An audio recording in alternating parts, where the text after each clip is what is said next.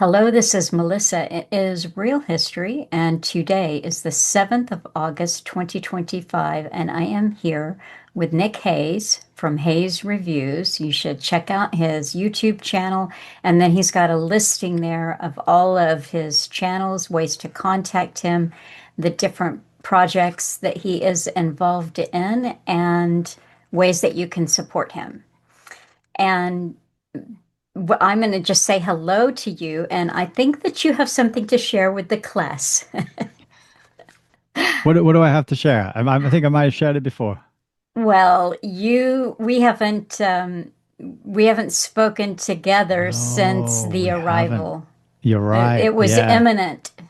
It was, So, yeah. So we did Snow Crash yes, and then and everything changed. that's Yeah. So, right. yeah, earlier last month, a good few weeks ago now, my son was born and life has been full of joy and wonderment and happiness and poo and burps. Since then, it's been amazing. Yeah, one of the things I realized that I've been thinking about since then, because it just puts everything out into perspective. Everything is changed. Um, but the thing we keep saying, and this is my wife and I, we keep looking at each other. One, we keep looking at each other, going, how did we manage to do something as amazing as this? When we look at our son, it's like we did that, you know? That's just crazy. Um, and then the other thing is that the sensation is like the love I feel for my son. It's like both ancient and eternal. And that's the only way I can describe it. It's like he's always been with us, part of our family. It's a very strange thing to put into words, but yes, he's healthy. He's doing well. People with very good hearing might be able to hear him in the other room if he gets hungry or grumpy or anything, because the mic does pick that up occasionally. But yes, that is it. It all went smoothly. It all went according to plan, and the amount of joy that he has brought into the world already. I lost count of the number of countries where people were sending me congratulatory messages from. It's amazing, Oh, this era, this time we live in, that people as far flung as um, well, everywhere, all the continents were in touch, and I have friends all over the world, and just to think that he brought that much joy to all these different countries and places and all these different people. It's quite a phenomenal, profound thing. So yes, that oh, is my announcement, and it's wonderful indeed. oh, that's really nice. I like to hear that. Well, you've seemed happy, and you've sent some of the cutest, sweetest pictures to me that it just cheers me up when I look at them. So, congratulations. Thank you. Well, we are talking about C.S. Lewis's space trilogy, and the first novel there is Out of the Silent Planet. And this was written in 1938. There are two more. I am about a third of the way through Paralandra. And then there is That Hideous Strength to come. I didn't look up I don't remember the year that Paralandra was written. It might also have been 1938, but That Hideous Strength was 1945. So this was right before World War II. And I think that is just an interesting perspective as of what's not in there.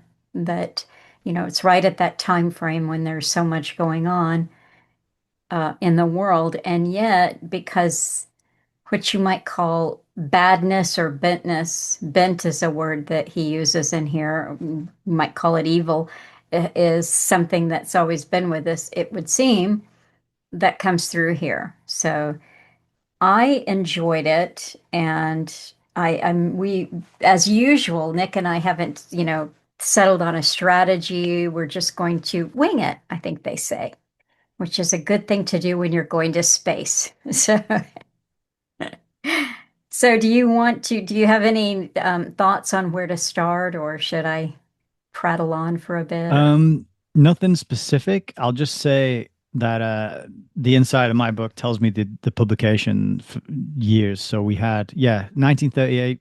was this one. And then the second one was 1943, Okay. and then 1945 for the third one. So I hadn't really been thinking very much about the time it was written and the era around what was going on.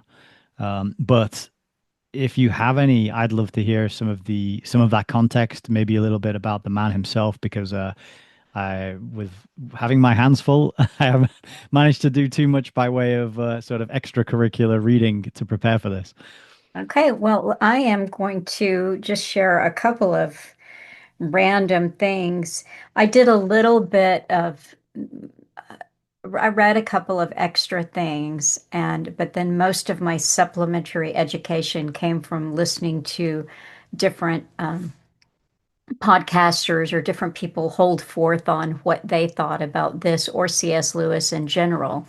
And I had a kind of an interesting, I got lost in some little tiny aspect of C.S. Lewis's life that became fascinating to me. So I'll touch on that. But the first thing I'll say is again, this is the space trilogy. And there are some, hold on a second here, the space trilogy. I see, I don't know how to get rid of these notifications here. Okay, let's see if that did it. I was listening to someone talk about space, and space, of course, is a key concept in the space trilogy. But they were saying it is better to think of this as the heaven or heavens trilogy rather than space. And so before I come back to that thought, I'll just give a little bit of a background on C.S. Lewis. And I think it is important that I make this disclaimer. I am not in any way, shape, or form a C.S. Lewis scholar. I have read a couple of his books in my life, and that is it. And many of you listening are going to know more about C.S. Lewis and the things that he's written by far than I do. So that is my disclaimer here. But You just reminded me as well. Sorry, just to eh, interrupt, but when I was looking up images of book covers and things to throw over to you for illustrative purposes, when you edit this before you put it up, I noticed that some of the editions are actually called the Cosmic Trilogy. So it oh, actually does have a different names, and then apparently it's also known as the Ransom Trilogy sometimes as well. But yeah, I just thought I'd mention that. no, that is interesting. I hadn't come across that. So C.S. Lewis was an Englishman, and he was born in 1898, and he went to World War One. And those are kind of key things just in his background. I'm going to actually just pop up the page here that I have and tell us a little bit about his mother and father. He was born to, he was actually born in Ireland before the partition. There you go. I didn't realize that. I just learned that. So his father was a solicitor, and that is what we would call an attorney or a lawyer. And he had gone to Ireland from Wales, and his mother was the daughter of a Church of Ireland priest. And she was also the great granddaughter of a bishop, Hugh Hamilton, and John Staples. And John Staples was an Irish member of Parliament. So she wasn't altogether unconnected, and I think that's kind of all we need to know there. But C.S. Lewis went to World War One. He had in his teen kind of formative years, he was raised as probably many people of his time were as a Christian, and there was no question about it. You're a Christian, we believe in God, and we go to church on Sunday. But in his intellectual studies prior to university, he had decided for himself that God didn't exist and he was an atheist.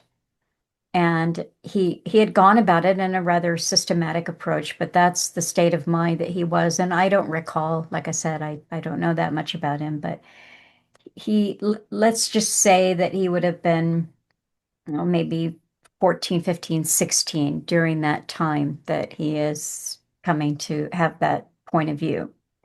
He then went to World War I, so he would still be relatively young because he was born in 1898.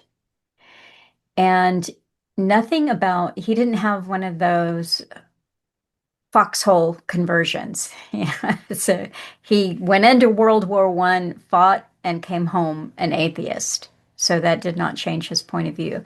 So it was only at university and as a young man that he began to very slowly have what you would call a conversion experience. It wasn't overnight, it wasn't dramatic, it was just a series of conversations with friends, explorations, and rethinking it. Now, I think that it is important that I know and you know that he is a Christian because this really is a Christian trilogy. There is Christian mythology within it, and it's definitely in no way over the head. It does not hit you over the head. It's quite subtle. And I think that you could safely say that you could read the entire trilogy. Well, I don't know because I'm only a third of the way through the second one and I haven't done the third. But so far, you could read it and have no idea whatsoever that this was a Christian writing from a Christian point of view.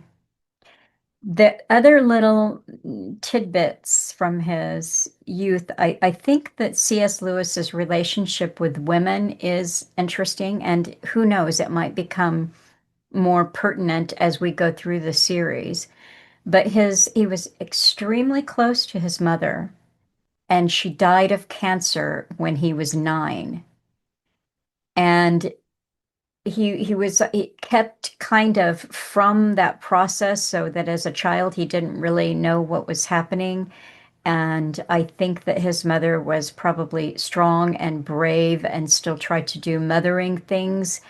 And he wasn't allowed at the deathbed, so he didn't have any closure. She was there, albeit sickly, and then she was gone. Wow. And that this was very devastating to him at the age of 9. Then he went to World War I and he met someone named Edward Moore. And Edward Moore was his buddy, his contemporary soldier in the war, and he was known as Paddy. And Paddy and he made a pact, possibly in the foxhole. They said, hey, we might not get out of here alive, but if one of us does, let's agree that we will always, for the rest of our lives, take care of the family of the one who doesn't make it out. And as it turned out, Paddy did not make it through the war. He died in 1918, I believe. So Paddy's father was already deceased, I think, and C.S. Lewis is, oh, the thing about C.S. Lewis, his name is Clive Stapleton Lewis, but I found him more endearing as a historical person when I learned that he was called Jack through his life, and I named one of my cats Jack. I like that name. So Jack Lewis. He had a father and Patty had a mother. So that was the arrangement. And there were siblings there that would have need to be cared for. So C.S. Lewis came out of the war now with a burden, and that was to take care of Patty's family, which was, I don't know how many siblings he had, but he had a mother, Janie Moore, and siblings. He did take care of them financially, and he actually lived with Janie Moore. And there was great speculation that they were uh, in a relationship, that they were actually lovers, that he called her mother. And you might think that, well, if they were in a relationship, that was certainly the public face of it. But wherever he went, she went with the family as well until she died in the 1940s. And one of the biographers said, well, I know there's been this speculation, but I've looked at things, and you're kind of left with a 50-50 feeling that it was just a familial relationship and he was carrying out that pact, or they had a relationship. But that same biographer started reading the letters of Patty's sister, Maureen, I think was her name, so the daughter. And the daughter made it pretty unequivocally clear that there was a romantic relationship between Janie and C.S. Lewis. So, really, up until his 40s, that was the significant relationship. So certainly there would be something to be said for she was a kind of a mother replacement for him, but it was also said that when he came into her life, she was 45 and still handsome. So she was still a good-looking woman, and they're, but anyway, that we can leave it at that. The third significant female in his life was someone that he met, I think, in 1948. And I didn't pull up her name, but I believe it is Joy Davidson. And Joy Davidson was a Jewish American woman who had some children, and I think she was married, but separated, unhappily married. And she was in the UK. I wonder if I can even pull this up and see if we can find a little bit more because I don't remember. But his memoir that he wrote was called Surprised by Joy. And this was in part because of her, but also just the phenomenon of feeling joy. So it said in 1956, Lewis married the American writer Joy Davidman. That was her name, Davidman. And she died of cancer 4 years later at the age of 45. And he died about 7 years later of kidney failure at the age of 64. Now, Joy, according to her, I saw a YouTube of her son talking, and it would appear by the things that he said that he was a Christian, that he practiced Christianity. And he described a very warm relationship between his mother and C.S. Lewis, and also very much felt that even in that short time that they were together, that C.S. Lewis had been his father and, was a important father figure to him. But Joy evidently was an extremely intelligent woman who was very well read. And this is her son talking about her knowledge, but he said it would be doubtful that even amongst his peers that he had met someone as broadly read as his mother. Because, he would be at Oxford and then later Cambridge with people who had their field of specialty, but Joy Davidman was read, widely read across the board. And so they had an intellectual engagement. But for reasons that I can't recall now, she was in England and needed a visa. She needed permanent residence. And he agreed to marry her in order to have her fulfill that need, but fell in love with her after they were married. And then he was a widower 4 years later. So there's a great deal of unusual circumstances around his relationships with women and also a great deal of tragedy. And like I said, I don't really know if it means that much, but there's one other element that I'll inject here having to do with a woman. I said I stumbled down a strange uh, avenue of exploration, and this one tied me up for a few days, and I still don't know that much about it, but it occupied me, and that is what is called the kind of the it's a famous debate that C.S. Lewis had with a philosopher by the name of Elizabeth Anscombe, Anscombe, and it is called the Lewis Anscombe debate. And Here's one other key thing that we can have in mind in discussing this novel is that C.S. Lewis had a problem with naturalism. My understanding of the way that C.S. Lewis had this antagonistic relationship with naturalism per se was that it had actively sought to remove anything supernatural from it. So one did not describe, at least this is my understanding, one did not describe themselves as a naturalist at that time in history if they believed in a creator. That naturalism kind of was maybe even a way we would say material. Was there even a bit of scientism being mingled in with that? I don't know. But speaking of scientism, my understanding is that when we get to that hideous strength, then we are going to come upon a lot of different concepts that we would think of as, kind of scientocracy, or, as Alan would say, scientists are the new priesthood. So those kinds of issues. But we're not there yet. And the Lewis Anscombe debate, I'm not even sure if it's worth mentioning at this point. It's such a tiny little niggling thing.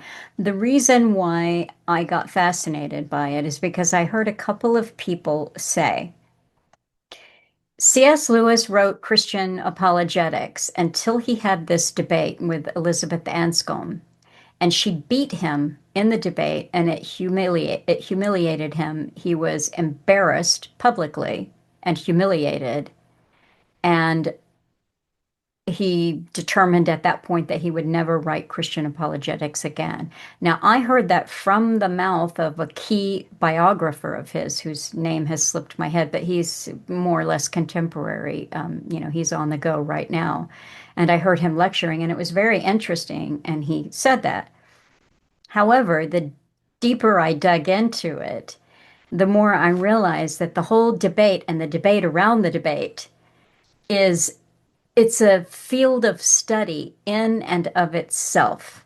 And all kinds of people from academia have weighed in on this with their thoughts, and including not just their thoughts, but a lot of historical documents and references to say, no, that's not the case. So you can find it on both sides. But I heard one person saying, "Oh, I've read the letters of Elizabeth Anscombe, and she herself was mystified that there was any hint of a rumor or an idea that C.S. Lewis fell away from apologetics, or that he was in any way humiliated or anything, and that they'd actually had dinner together later and they had mutual friends. And, to her, it was just a bizarre, manufactured debate about the debate.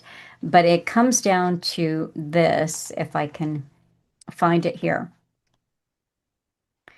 So she was a young woman. She was in her 20s at the time of the debate, but evidently she was quite smart. She was eventually did become Catholic, and I'm not sure.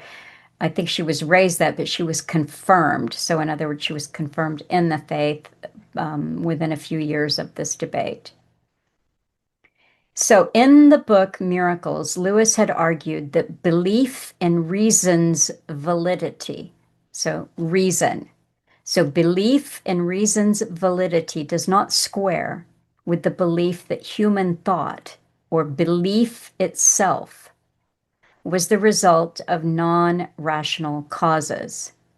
So try to let that sink in. So belief, it doesn't square that reason's validity does not square with the belief that human thought, or belief itself, was the result of non-rational causes. Anscombe believed that Lewis had confused belief with grounds for belief, and also that Lewis had confused irrational and non-rational causes. In her words, I am going to argue that your whole thesis is specious because of the ambiguity of the words why, because, and explanation. And so she said she was reading the lives of the English Catholic martyrs, and she came upon this statement: anything that comes about must have a cause. And she thought that it needed a good proof. And so she tasked herself with finding an adequate one. And years later, she had come up with several, but none of them satisfied her. So, what ultimately came out, as far as I can piece together, was that rather than him turning away from Christian apologetics or having some major fallout or public humiliation, he took her criticisms to heart, and he actually reworked his entire thesis and argument to clarify the words that she thought needed clarification, and also additional words and concepts that she pointed out, like ground and cause, not being the same. So he strove for more clarity of language because of her approach during that debate. Again, I don't know if it's fascinating but or interesting to people, but I do think that women played a significant part in the both the formation of his intellectual life and also his emotional life in a way that was possibly different for a young man who just falls in love and gets married and goes about his life. That was kind of rambling. I don't know if it got us anywhere, but It's very interesting, definitely. And the debate, wouldn't it be great if we just had a recording of it and we could listen to it and make our own minds up? But interesting that there's been a sort of hoo-ha around that and huge. what happened, and it just ties in really nicely to this theme of scientism, which is pretty important in the trilogy itself. I was just thinking as well, when one of our early conversations was about Brave New World, which came out 5 or 6 years before the first book in the space trilogy. So this idea of scientism and where it would lead and what the antidote to it would be was clearly hot in people's minds. But it's not often you get. I think Space Trilogy stands out in that it's not going along with that view of the world. It's not going along with that agenda. As you mentioned, he's writing from a Christian point of view, and it's refreshing to not be just reading something that is a dystopian hellhole that that is painted as an inevitable thing that is just going to happen whether you like it or not. That was one of my big things that I wanted to say about this book, was it how wholesome it was, and how just a real change of pace from we've read Zamyatin, we did Brave New World, Snow Crash, Animal Farm. There's a sort of thread and theme that goes to all of those, which is kind of the dystopia, I would say, or the ideology behind the dystopia. In the case of Animal Farm, the totalitarian effect on people and societies. So this was a real departure, and it has a very different feeling and theme. And I think that contextual information about his debate, my conspiratorial mind is thinking, I wonder if these rumors were spread that he was totally defeated and he abandoned his faith is just to prop up and say prop up reason and scientism and say, look, it dissuaded this infamous Christian apologetist. Is that? I don't know what the Apologist. apologist. That's it. I was thinking apologetics, apologist. Yeah, it dissuaded this famous apologist of his faith, and Mhm. it reminds me actually of to bring it to sort of contemporary. We've got a Jay Dyer who does a lot of apologetics on his YouTube channel, and he'll have on atheists and Muslims and Catholics, and he argues from an Orthodox Christian point of view. And I haven't listened to the where he speaks with other theists. I don't listen to those, but where he speaks with atheists, he does tend to make them look and sound kind of stupid. I don't know if that's just his style of debating. I don't know, but certainly I found those exchanges very interesting and entertaining, and his arguments for the existence of God. Um, Very compelling, and it sounds like they might be similar to the kind of discussions that C.S. Lewis was having with Elizabeth Anscombe. This sort of how does how does logic and belief and reason, how does that manifest out of the just space dust? Hmm. You know, how does inert matter organize itself into complex life, which is capable of rational thought, just spontaneously and through mutation? It, you know, Hmm. so what's the famous saying is kind of is it Terence McKenna? You know, atheism, it's like, give me one miracle and I'll give you the rest. I don't know if I'm getting that wrong. I don't even know if I'm attributing that to the right person, but the idea is that, oh, just give me the Big Bang. You know, the fact that nothing spontaneously exploded into everything. And if you give me that one miracle, I can explain the rest. So they're very interesting lines of discussion and inquiry for sure. And I think I would just wish that a recording or a transcript of that debate was available. Well, it may well be. I just didn't find it. That was the very frustrating thing, was it took me probably a full day of looking, here and there, not like I ever have a full day for something, but I found people talking about it, writing about it, but I want to see it. I want to hear it. I don't want you, I don't. And then I finally did find somebody who, a couple of people who sort of laid out. One was a mathematician, a Christian mathematician who was, on a rambling thing about math, but he kind of finally got to the point where he had a grid that he showed, a slide, and the grid had all of the points of the debate, which so you could at least see it out there and see the words there. But it was interesting. But I mean, like I said, I haven't read. I read. I think that my mother read to me when I was young. Chronicles of Narnia. I have a vague recollection of that, but I was quite young. I know she read us The Hobbit and The Wind in the Willows. And, I mean, I can remember specific texts, but I was too young to retain them. So I can't tell you anything about Chronicles of Narnia. I know they've made, Lion, Witch, and the Wardrobe has been turned into, a movie. I mean, so, and people love them. Lots of people remember reading them as children. I didn't. I've read um that what's that one where he's debating the devil is trying to tempt him. I can't even That's remember. the screw tape Screw letters. tape letters, yeah. And I actually didn't read that one that long ago, but that's actually quite good and very entertaining and a super quick read. And that's just basically how evil, if you will, let's just call it evil, how it works through, just get to you just when you think, oh, but I'm good. Then that's your chink. And I started to read Mere Christianity actually earlier this year on recommendation, and then I got sidetracked. So I think that's basically the sum of it. Like I said, so many of you will know so much more about his body of work, but he was good friends with Tolkien. I'm very good friends from Oxford.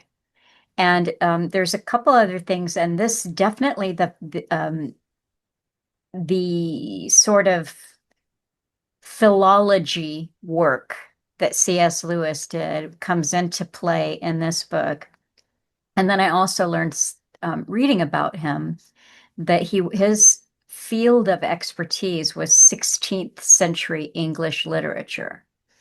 So and I read that the actual construct for the space trilogy came from his medievalist work. So it's got a medievalist framework. So the heavens are seen and discussed in medievalist terms, Hmm. and his some of the specifics about what was space like, what is heaven like, came from John Milton, who he would have been quite expert in because that was his field of study.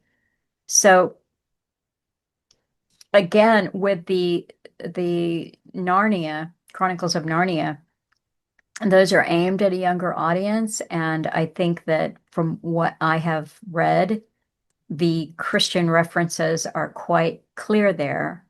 And like I said, you could get through this.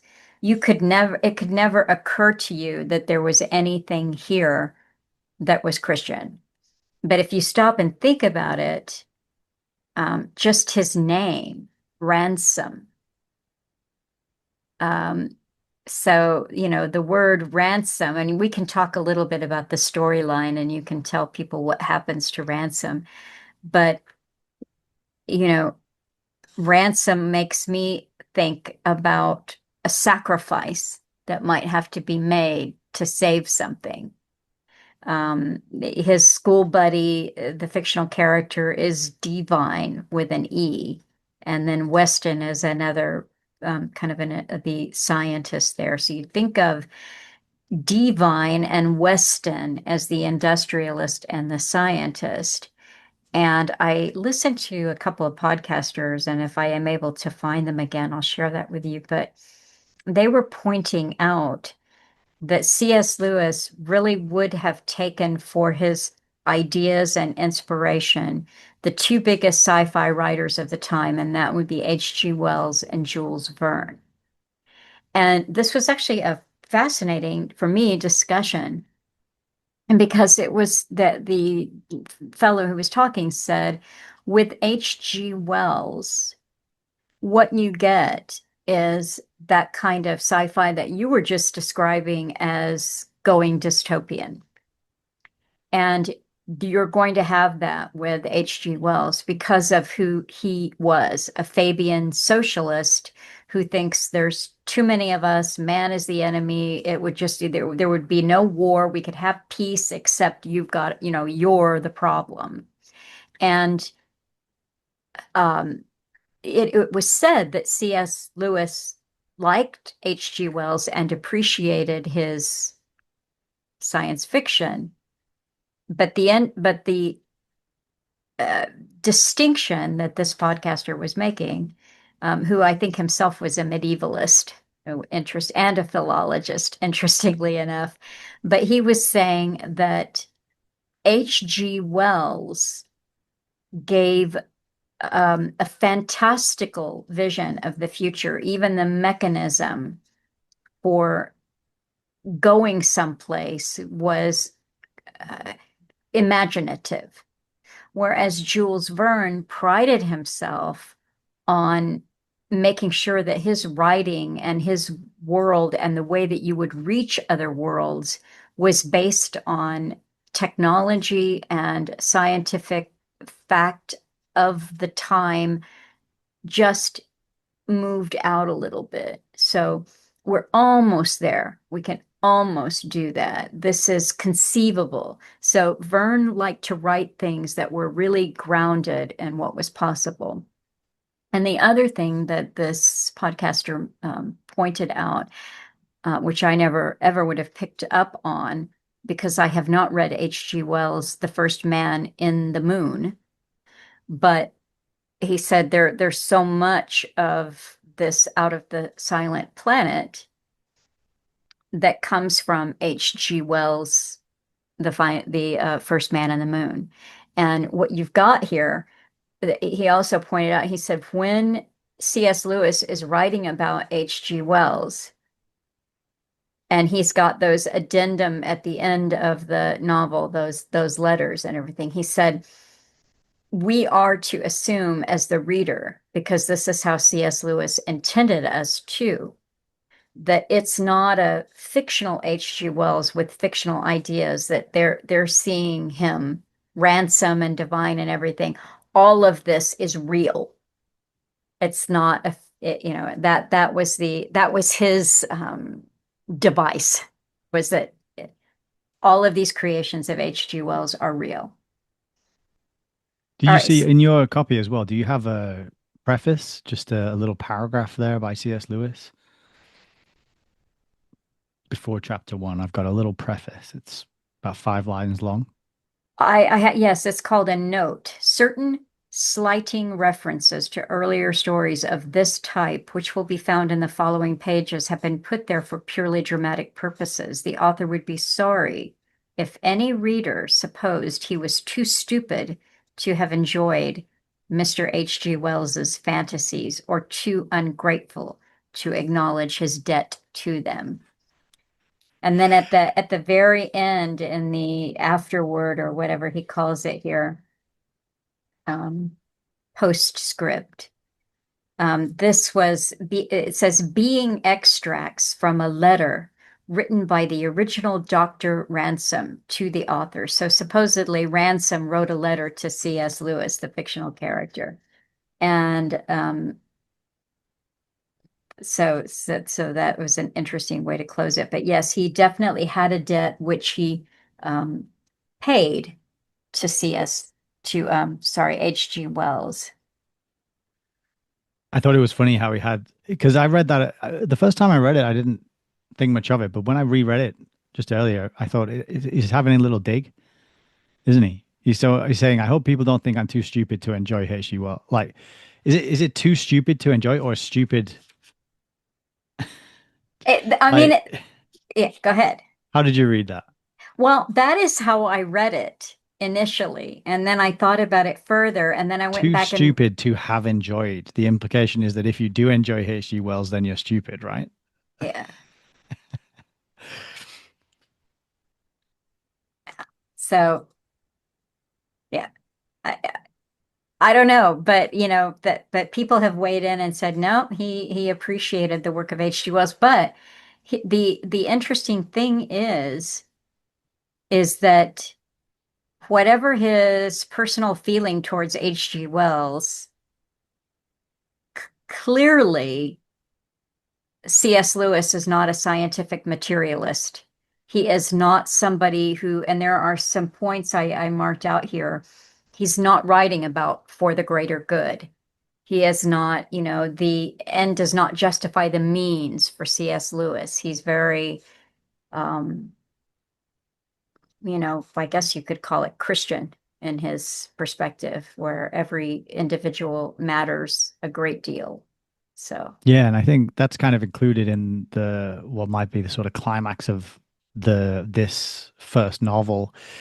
Um, there's a discussion on exactly that, and we get an insight into the mindset of the antagonist, and he just lays it all out and explains it all at this sort of key meeting later in the story, and they do talk specifically about that, and I think what we kind of realize is this book is it's a lot more about rather than being about the plot and the adventure and the rip roaring kind of page turning shenanigans that the main character gets stuck in. It's more philosophical. It's more about the ideas and the concepts because it's quite short and a mhm, lot happens in it, and it does feel a little. It's not paced particularly. I don't think it feels like there's a lot crammed in and a lot to be said in quite a short piece of writing. mhm, Um, but it's quite deep, and I think he's got little subtle phrases and little the words that he puts in the mouth of Weston and Divine that reveal their worldview and are act as a kind of critique of this scientific materialist worldview. And just a note on the names as well. I looked into ransom because on the face of it, it's something you pay, isn't it, to get someone back? But it had an earlier meaning, and it was linked to redemption, mhm, um, mhm, meaning to buy back, to mhm, redeem, and that was so that fits perfectly into the sort of Christian. Uh, what would you say? The Christian worldview, I suppose, the redemption of man.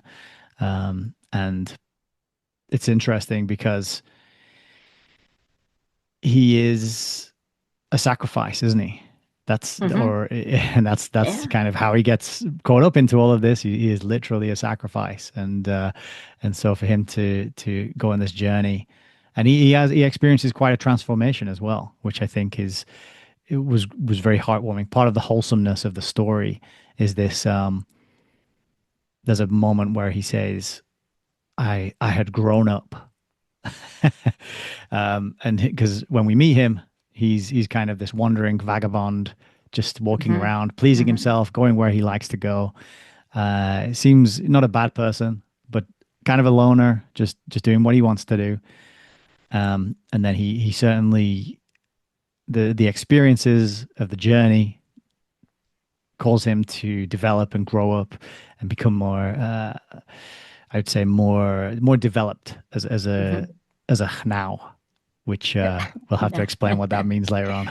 Well, if we want to, or if this is a good time, we could actually give some of the names of the planets and the beings that he meets on the planet. So, not that we expect you to retain them all, and but hopefully some of you actually read along with us, and so you'll know what we're talking about. But do you want to do some of that?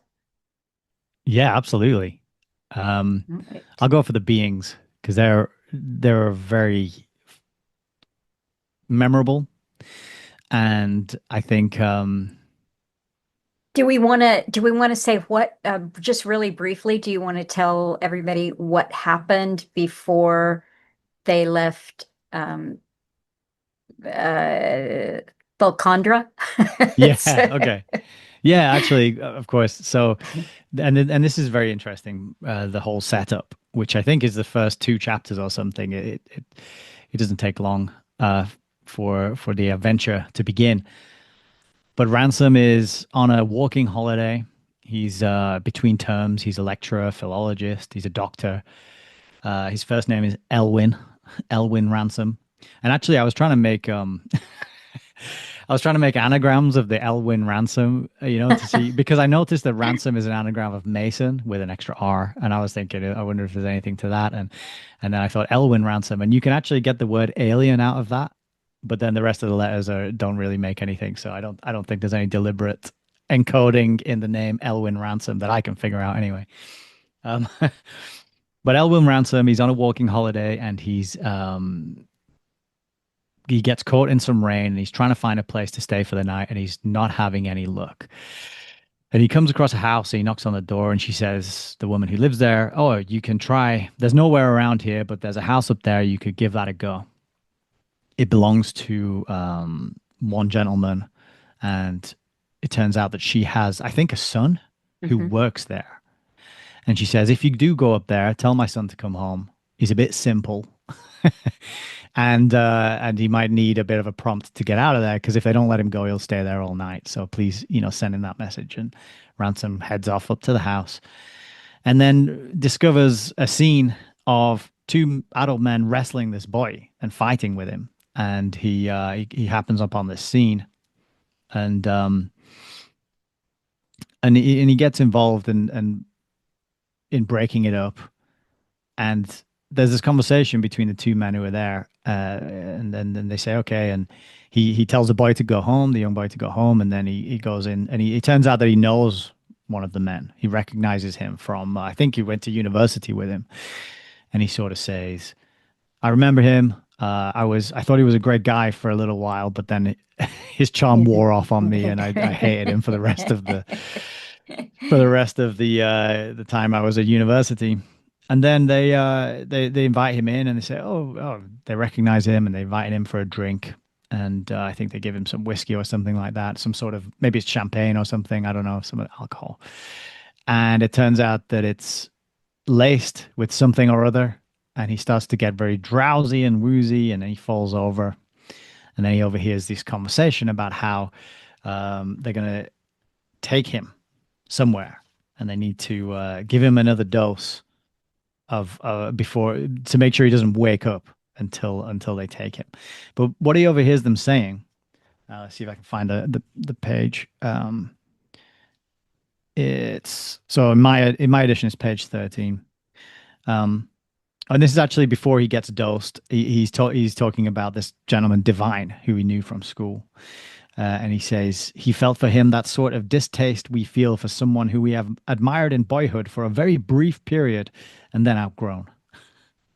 Um, and he's talking about how Divine at university, quote, for a few weeks, his references to the dear old place and to playing the game, to the white man's burden and a straight bat had swept everyone off their feet.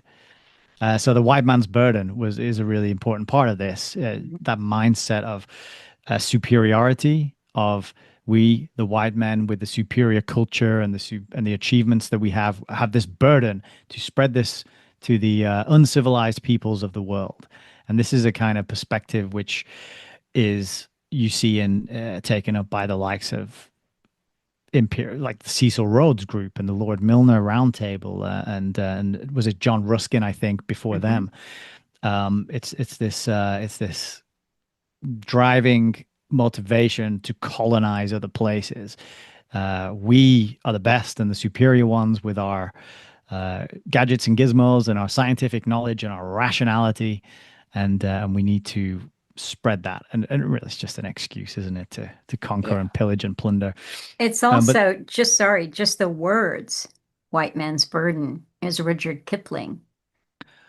And that's Brotherhood of Man, and Alan has talked about him coming over and kind of delivering that poem, for the Americans, the passing of the baton from Great Britain to America. But yeah, and definitely a Masonic brotherhood. So all of the, so for this character to say that, means he's definitely I don't know how much C.S. Lewis knew about that, but he's definitely one of them, those, round table guys. right, right. And then we get an insight into Western a little bit later on. So this is on sort of page 16 and 17. This is after they've drugged Ransom and he's kind of half in and out of consciousness listening to them talk. And they're having a disagreement about whether they want to take the boy with them or take Ransom with them. And he's saying Weston, which is Divine's partner, who it turns out Divine is investing in. So Divine's kind of brought some money and he's investing in Weston and his ideas and his projects, right? So Divine's kind of the financier in this relationship.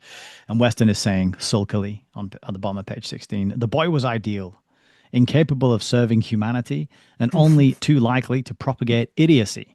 He was the sort of boy who, in a civilized community, would be automatically handed over to a state laboratory for experimental purposes. So that's giving you that sort of eugenicist view of they are lower stock and they're a higher stock. They are people who breed well and have these Mhm. qualities that need to be preserved, and then those who don't. And the ones who don't are only good for laboratory experiments and therefore would make a better sacrifice, which is what we find out is the purpose of taking somebody with them. They want to take a sacrifice. And then Also, just quickly speaking to his mindset, Weston's mindset, there is a comment that's made a little bit later about he never would have stumbled on, Ransom never would have stumbled onto their cottage and been able to get in there unannounced if they'd had a dog. And I think it was Divine said, well, if you hadn't used your dog as an experiment, I think that dog's name was Tartaria or something, Tartarus. It was an interesting name, which escapes me right now. But he had used it for an experiment, right, I missed that. I mean, it's humorous yet, except it allows C.S. Lewis to get a dig in there because he was actively against vivisection, which was something that was being done in the scientific experiment community quite a bit, and that is taking something that is living and cutting it while it lives to see what sort of reactions. And I was thinking about that this morning, and it really you have to have a pause. You've got to just think about the mind that could do that because that's not science, that's something else. That's bent. That's exactly. That's very bent. Yeah, and to continue that conversation, he says, uh, Divine is justifying why Ransom's a better candidate for this sacrifice. He says, if we take the boy, it might be Scotland Yard might be interested in the boy if he goes missing. He said, this busybody, on the other hand, will not be missed for months, and even then, no one will know where he was when he disappeared. He came alone, he left no address, he has no family, and finally, he's poked his nose into the whole affair of his own accord. And then Weston replies, well, I confess I don't like it. He is, after all, human. The boy was really almost a preparation, which is just like so he sees this simple boy possibly has learning disability or something like that as not even human. Hmm. And that's the mindset that allows you to Hmm. strap something to a table and carve it up while it's still alive. So this is the kind of the setting, the situation. Ransom succumbs to the the potion, whatever it is that they give him. They dose him, and then in chapter three, he wakes up and he's in a very strange place. And this is where we get the heavy influence of H.G. Wells, because this next scene, this next section of the book, as they are traveling on a journey, it was heavily influenced by the book you mentioned of H.G. Wells. Was it The First Man on the Moon? Hmm. Because Or the there's a first character man in the there moon. who invents a type of material which allows basically a kind of anti-gravity effect that enables space travel. And I read that a little blurb of that story, and the description of that matches very closely to what C.S. Lewis uh, describes in this next section, which I think was really well done, because I really like descriptions of the perspectives changing, Hmm. and the way physics and gravity altered their experience when they leave Earth in a spaceship and they Hmm. are traveling to an unknown destination. At this point, Ransom doesn't know where he's going, and he has to go through this kind of shock of being told, "Yeah, you're on a spaceship, and you're 85,000 miles away from the surface of Earth now." And he realizes there's nothing he can do about it. And so there's this whole section of him just adjusting to this new reality that he finds himself in. But what do you think about that whole section, the traveling and the spaceship? Because it's an interesting ship, because it's actually a globe with a hollow center, Hmm. and they say that like the Earth, it has a gravitational pull towards the center, and so they have this new center of gravity on a much smaller sized object, and so it distorts their perspective. As they're walking around, the walls are kind of shifting and changing, and corners level out as you step over them. And yeah, it's a very kind of almost psychedelic and trippy description of that whole experience. But this is where Ransom experiences space and Hmm. what space is actually like. And this kind of goes back to, I think, what you were saying about the medieval view on things, Hmm. and where C.S. Lewis used that to inform this description. Because I like this. I really enjoyed his account of, of the sensations and the experiences of being up in space, being very different to what we're kind of told and what we're expected, and how it's depicted in a lot of sci-fi, which is this cold, lifeless vacuum which will suck your eyes out of your head if you're Hmm. exposed to it. Very anti-life, very inhospitable. That's not at all how C.S. Lewis portrays it in the book. No, this is, I actually marked a section if you want me to read a little bit of Yeah. the, yeah, about how he describes it. Well, there are a couple of things in the ship. You have to position yourself if you want to have dark, because one side of the ship is always in the light 24/7, and the other half of the ship is always in the dark. So if you need to adjust, you can sleep with blinders and so forth. But if you need to block out the light, you'll have to change your position on the ship. But It says, but Ransom, as time wore on, became aware of another and more spiritual cause for his progressive lightening and exaltation of heart. A nightmare long engendered in the modern mind by the mythology that follows in the wake of science was falling off him. He had read of space. At the back of his thinking for years had lurked the dismal fancy of the black, cold vacuity, the utter deadness, which was supposed to separate the worlds. He had not known how much it affected him till now. Now that the very name space seemed a blasphemous libel for this empyrean ocean of radiance in which they swam. He could not call it dead. He felt life pouring into him from it every moment. How indeed should it be otherwise, since out of this ocean the worlds and all their life had come? He had thought it barren. He saw now that it was the womb of worlds, whose blazing and innumerable offspring looked down nightly even upon the earth with so many eyes, and here with how many more. No, space was the wrong name. Older thinkers had been wiser when they named it simply the heavens which declared the glory, the happy climes that lie where day never shuts his eye, up in the broad fields of the sky. He quoted Milton's words to himself, lovingly, at this time and often. Beautiful. Yeah, I underlined that whole section as well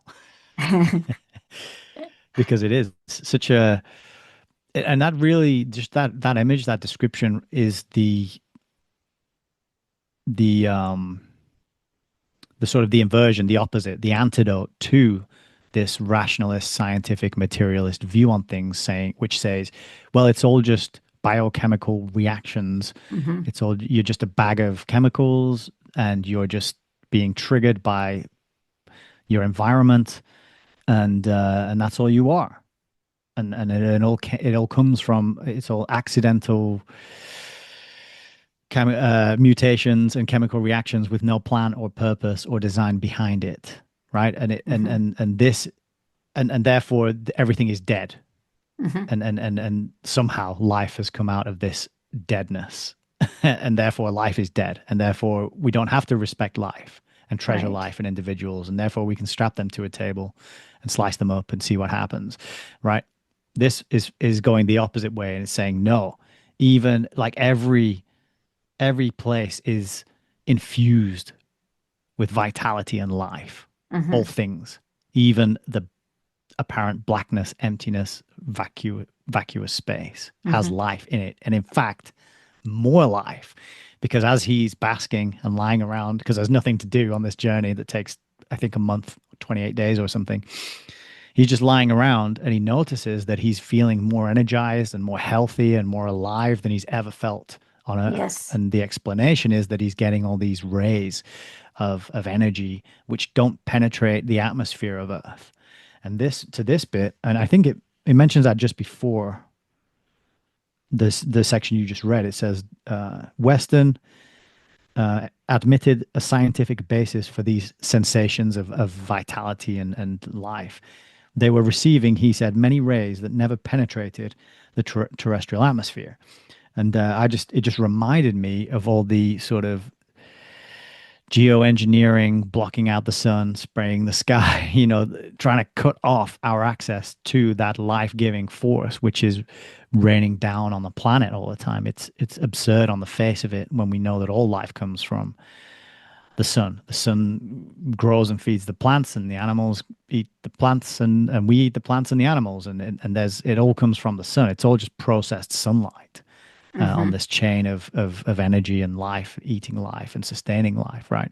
So it's completely obviously absurd on the face of it to want to block out the sun. You have to be Mhm. a maniac to try and push that, and then you have to be kind of asleep to believe and go along with that being a good idea and and think the people who are doing that are doing it for your benefit, right? Well, there's something too. I want to come back because I don't want to interrupt your storytelling flow, but I want to make sure that we talk about the planets in general and archons. So I can't forget to talk about that. But I think I'll make a I note. mean, what you were just describing there. It reminded me of the section that I just read there. I think I missed my calling. I should have been an editor because I always like to make things, nobody would believe this, but I actually like to make things shorter. So that one sentence there, though, if I truncate it, he said, a nightmare that follows in the wake of science was falling off him. So I just Mm. shortened that sentence a little bit to get to, I always like to get to what's the essence, what's the heart of the matter. So it's the nightmare that follows behind science as he goes deeper and deeper into the heavens, not space, was falling away from him. And I like that. That's just cool. Yeah, All right, and carry so on. You're doing great. two the next two bits I wanted to mention is to go back to the mindset of these people that spread this nightmare of science, right? So I have a note here, page 23, 24 in my copy. I've written Weston's scientific outlook. So there's this whole kind of the classic thing where James Bond gets captured and then the villain spends 20 minutes explaining all the plan, during which time James Bond managed to activate his laser beam watch and escape, whatever it is.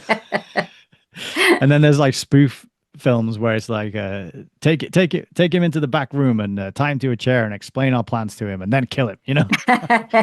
Is that kind of moment happens here, and Weston's sort of talking to Ransom. I'm just going to find the quote. I got it on page 23. Um, yeah, so Ransom's at first he won't believe that he's in a um, spaceship, and he's told that he's going to a place called Malacandra. And he asks, "Well, how does the spaceship work?" And then the answer he gets is, "As to how we do it, uh, I suppose you mean how the spaceship works. There's no good you asking that. Unless you were one of the 4 or 5 real physicists now living, you couldn't understand. And if there were any chance of you understanding, you certainly wouldn't be told. If it makes you happy to repeat words that don't mean anything, which is, in fact, what unscientific people want when they ask for an explanation, you may say we work by exploiting the less observed properties of solar radiation." So there, you're getting that attitude of the hoarding of knowledge and Hmm. information, which Alan often told us, these high levels of science of building and civilizations up and letting them degrade and all the while keeping masses of people under control and not realizing the power that they have to Hmm. get this class of people off their backs, right? Seeing it as an ancient science, and that the information is never lost. Someone somewhere has it, right? That attitude is embodied here because he's like, even if you could understand it, we wouldn't tell you, because you're obviously not evil like us. So why would we? That's kind of the tone, I think. Um, and then Ransom says, "Yeah, oh yeah." So they go back and forth on the existence of a planet called Malacandra, and Ransom says, "You can't really ask me to believe that. Why has no one heard of it? Why has it not been in all the papers?" And then Weston says, "Because we're not perfect idiots," meaning we're not going to tell everybody the truth. We're not going to reveal the way we do things, the way we stay in contact, Hmm. the way we stay in control. Sorry. We're not perfect idiots. And then he says,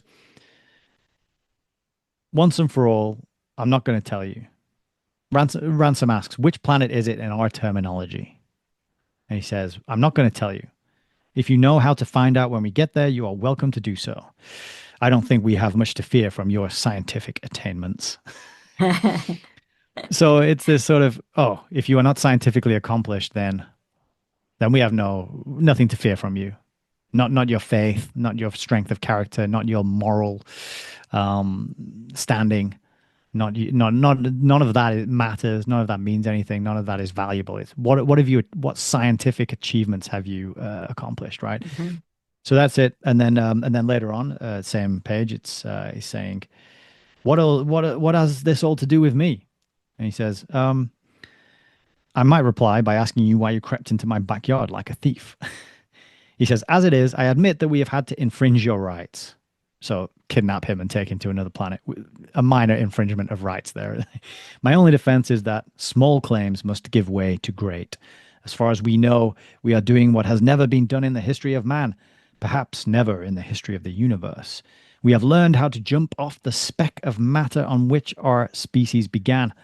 Infinity, and therefore perhaps eternity, is being put into the hands of the human race. You cannot be so small minded as to think that the rights or the life of an individual or of a million individuals are of the slightest importance in comparison with this.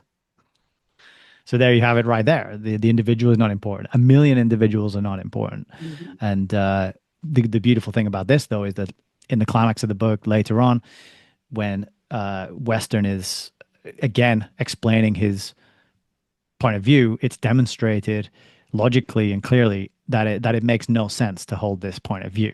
Mhm. And that's really great to see later on that kind of reminiscent of the debate that we talked about in the intro that you mentioned between C.S. Lewis and I forget her name now, but yeah, there's a kind of a logical and a breakdown and analysis of Western's point of view, and it's shown to be kind of incoherent and Mhm. nonsensical. Um, and the second thing I wanted to mention about their worldview is a bit later. It's on page 31. And this is a good sort of segue into the beings and the that we meet. They're discussing these beings. This is before they've arrived. And they're telling, no, that I think does he overhear this conversation? I think Ransom overhears this conversation, so they don't know he's listening. And they're talking about a creature called a Sorn, Mhm. and they're Mhm. saying that these things are scary. They're hard, they're obviously scary because Ransom's going to be scared of them when he sees one. And then there's a back and forth between Divine and Weston. And then Weston continued, and this time Divine seemed to interrupt him. You're not losing your own nerve, are you? He said. He was then silent for some time as if listening, and finally he replied, if you are so fond of the brutes, you'd better stay and interbreed. If they have sexes, which we don't yet know, don't you worry. When the time comes for cleaning the place up, we'll save one or two for you, and you can keep them as pets, or vivisect them, or sleep with them, or all three, whichever way it takes you. So again, just that Mhm. insight into how they view these other beings. They're brutes. Mhm. They are something to be chopped up, to be abused, to be kept as pets, and this is that arrogant view of other beings and other life forms that the Western and Divine just can't let go of.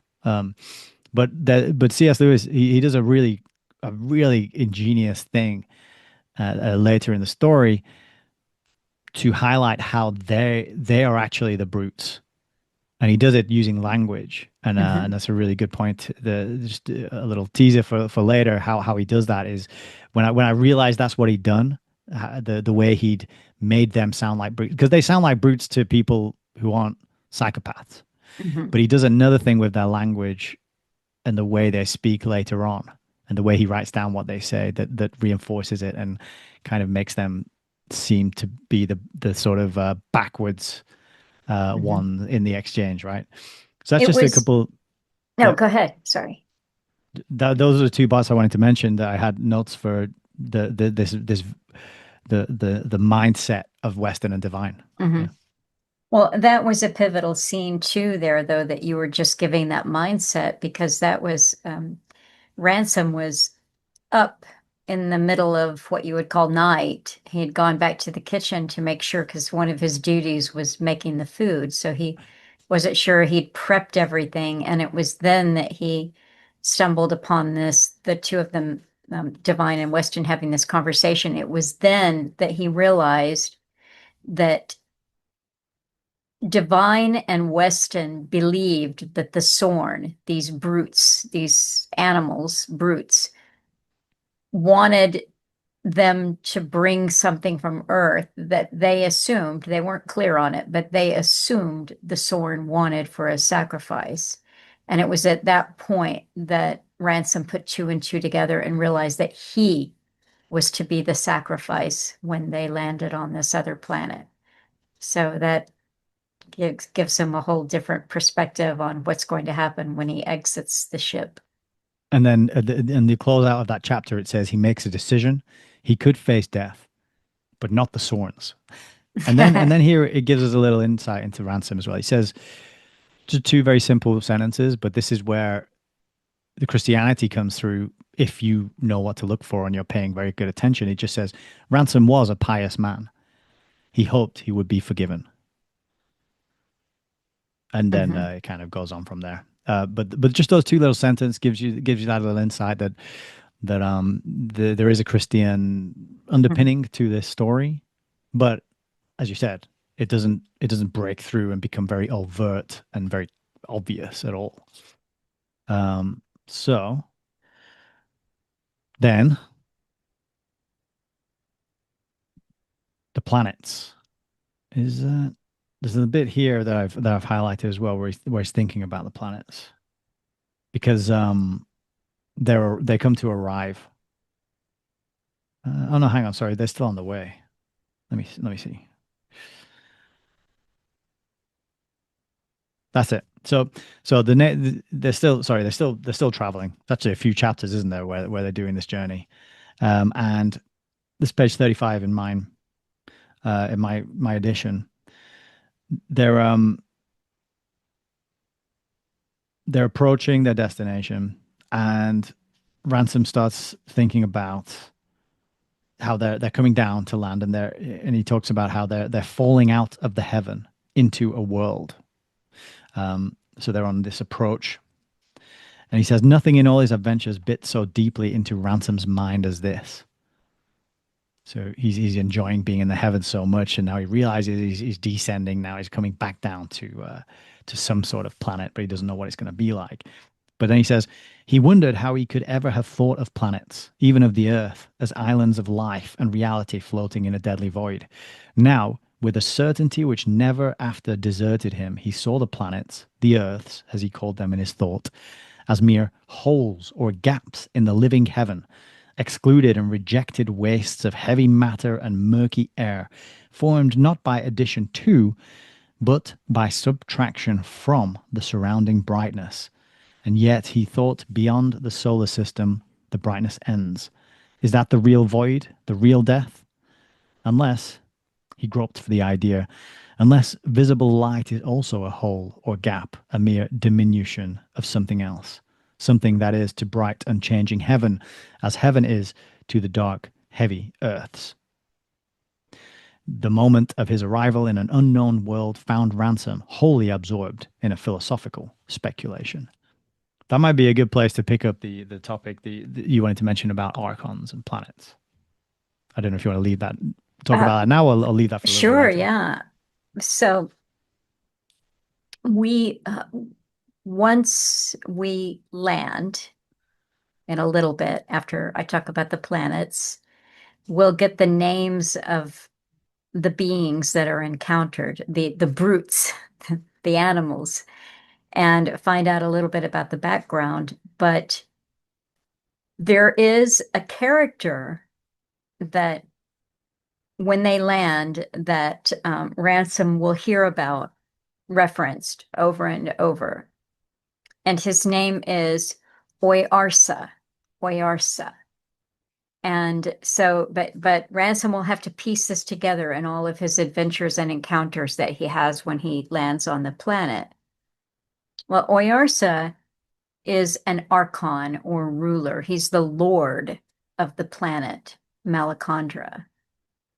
And I just the, what Lewis has woven into this trilogy is a medieval view of the planets in part, but it's also a reworking that goes back much further than medieval times, and you could even call it the earliest Christian thinker times. And that is what inhabits the worlds, what gives them each their unique quality. So Ransom learns that the silent planet that is Earth, that the inhabitants of Malacandra and presumably the rest of the universe call Thulcandra or Thulcandra, is silent because it's under a kind of embargo. It's under a blockade. It, Earth is kept away from the rest of the planets by design as a punishment because the archon of Thulcandra or the archon of Earth is the ultimate bent one. So that led me into, kind of digging a little bit more to where Lewis might be getting some of this cosmology that he's created. And the planet is actually mentioned, the word or whatever the Hebrew, the Greek word, but the word planet is mentioned in the Christian Bible as a wandering star. And so the planets, this is from Jude, okay? Jude 13. Planets in the creation account are wandering stars or fallen angels. And so Lewis may have taken some of that in the book of Enoch. This is just a little bit straight out of the book of the wiki on the book of Enoch, is an ancient Jewish apocalyptic religious text ascribed by tradition to the patriarch Enoch, who was the father of Methuselah and the great-grandfather of Noah. The Book of Enoch contains unique material on the origins of demons and Nephilim, why some angels fell from heaven, an explanation of why the Genesis flood was morally necessary, and a prophetic exposition of the thousand-year reign of the Messiah. So Enoch is not a canonical scripture for most Jewish or Christian church bodies, but Mm. what that means is it's not in the canon. It's not in what they call the holy book. When they get together at their councils and say, we're going to put these books in there, Enoch is included in a couple of recognized, organized Christian groups, but not very many of them. But in there, you get the idea of planets being wandering stars or fallen angels. Now, on Oyarsa or Malacandra, Oyarsa is he is seemingly not bent. That's all I can, he doesn't appear to be bent. In fact, kind of going against the what I just laid out there with Book of Enoch and so forth, what C.S. Lewis seems to have done is to put Earth or Volcandra under the reign of the bent one, who we would call Lucifer or Satan or the devil or whatever. And because of that, the rest of the planets have taken a look at what has happened under the reign of the bent one and said, let's keep those people from coming up to our planets. Let's say no, you're not welcome and you can't do that. And so the Divine and Weston may be their first encounter with Thulcandrons or Earthlings. So, and as we learn later on, it really just kind of confirms their sad suspicion that maybe all of the inhabitants there are just as bent as the Lord that rules over them.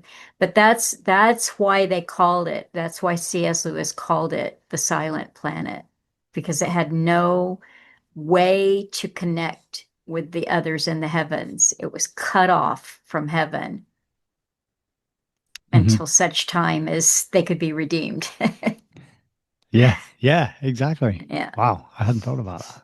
I hadn't thought about the timing of it, but it's what stood out to me, and we might be getting a little bit ahead, but what I in painting Malacandra, this place, it has a functioning, it has a hierarchy that doesn't seem to have evil at the top. Mhm. It has a hierarchy that's good all the way up, Mhm. and that's I think the big contrast that to Earth that actually Ransom struggles with because he makes contact, he starts to get to know these other beings, and on a number of occasions he feels hesitant to talk about where he's from. He feels shame to describe what humans are like and the things they do to each other. And he's constantly having this difficulty where he's trying to ask a question and he's thinking from the point of view of bent Fulcandra and the way things work there. And they look at him like that question doesn't make sense here. Mhm. And an example of that would be when he first lands there and he's hungry and he doesn't know what's edible, and then he discovers something that it turns out to be just some kind of an amazing nectar. And it's so amazing and that he thinks he might like to go and have some more right away. But some feeling or sensation stops him from going back for more nectar. But as he encounters some of these beings, some of those questions that he's asking are, well, why don't you just keep eating that or drinking that? Or, so you only have sex at such and such a, why don't, if it's a pleasant sensation for you though, right? So why don't you do it all the time? And he realizes that they're looking at him without any comprehension at all. And finally, one of them begins to understand what he's getting at. And the thing that they point out is what is the Malacandra is the planet, but the thing that makes up the Handra is the element of Earth. So Handra, they may as well eat Handra. They may as well eat dirt. It's such an alien concept that they would overdo something, that they would, have too much sex or eat something when they weren't hungry. So we might as well eat dirt. It's just such so foreign to them. Well, so this is probably a good point to actually introduce some of the beings that Ransom comes across, and I think the first one will be the Hrossa. And I remember sending you because we took with you know the arrival of my son and various things going on. It's taken us a while to read this very admittedly short novel and get together to make this recording. But I did send you a message saying, "Do you ever feel like you just want to go and live with the Hrossa?" You know, and because that's the sensation I got when I got to know about this species, the way they work and live, and what's important to them and what isn't important to them as well. And that's one of the wholesome sort of joyful things about this book, I think, is discovering this new society, this group of creatures and how they live as Ransom discovers them. And he's a very curious man, and he's a philologist, so he's learning their language and giving us this account. And that was a really that's the part of it that just made me feel good. I think so this species is called the Hrossa, and he let me see if I can dig up the page where he first talks about them and describes them because it's quite an entertaining description. There's sort of a combination of three animals, I think. So Yeah, so basically he finds that there's this creature. He's drinking some water, and then this creature starts to emerge from the water, and he's quite creepy. But he notices that he says, the water, it was agitated. Circles shuddered and bubbles danced 10 yards away from his face. Suddenly, the water heaved, and a round, shining black thing like a cannonball came into sight. Then he saw his eyes and mouth, a puffing mouth bearded with bubbles. More of the thing came up out of the water. It was gleaming black. Finally, it splashed and wallowed to the shore and rose, steaming on its hind legs, 6 or 7 feet high and too thin for its height, like everything in Malacandra. It had a coat of thick black hair, lucid as seal skin, very short legs with webbed feet, a broad beaver-like or fish-like tail, strong forelimbs with webbed claws or fingers, and some complication halfway up the belly, which Ransom took to be its genitals.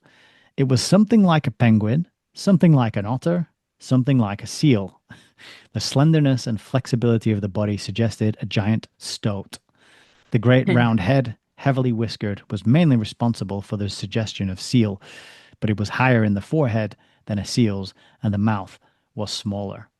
And he quickly realizes that these creatures can talk, and then they kind of on the next page they get locked in this sort of stalemate where C.S. Lewis writes, the creature leaped back, watching him intently, and they became motionless again.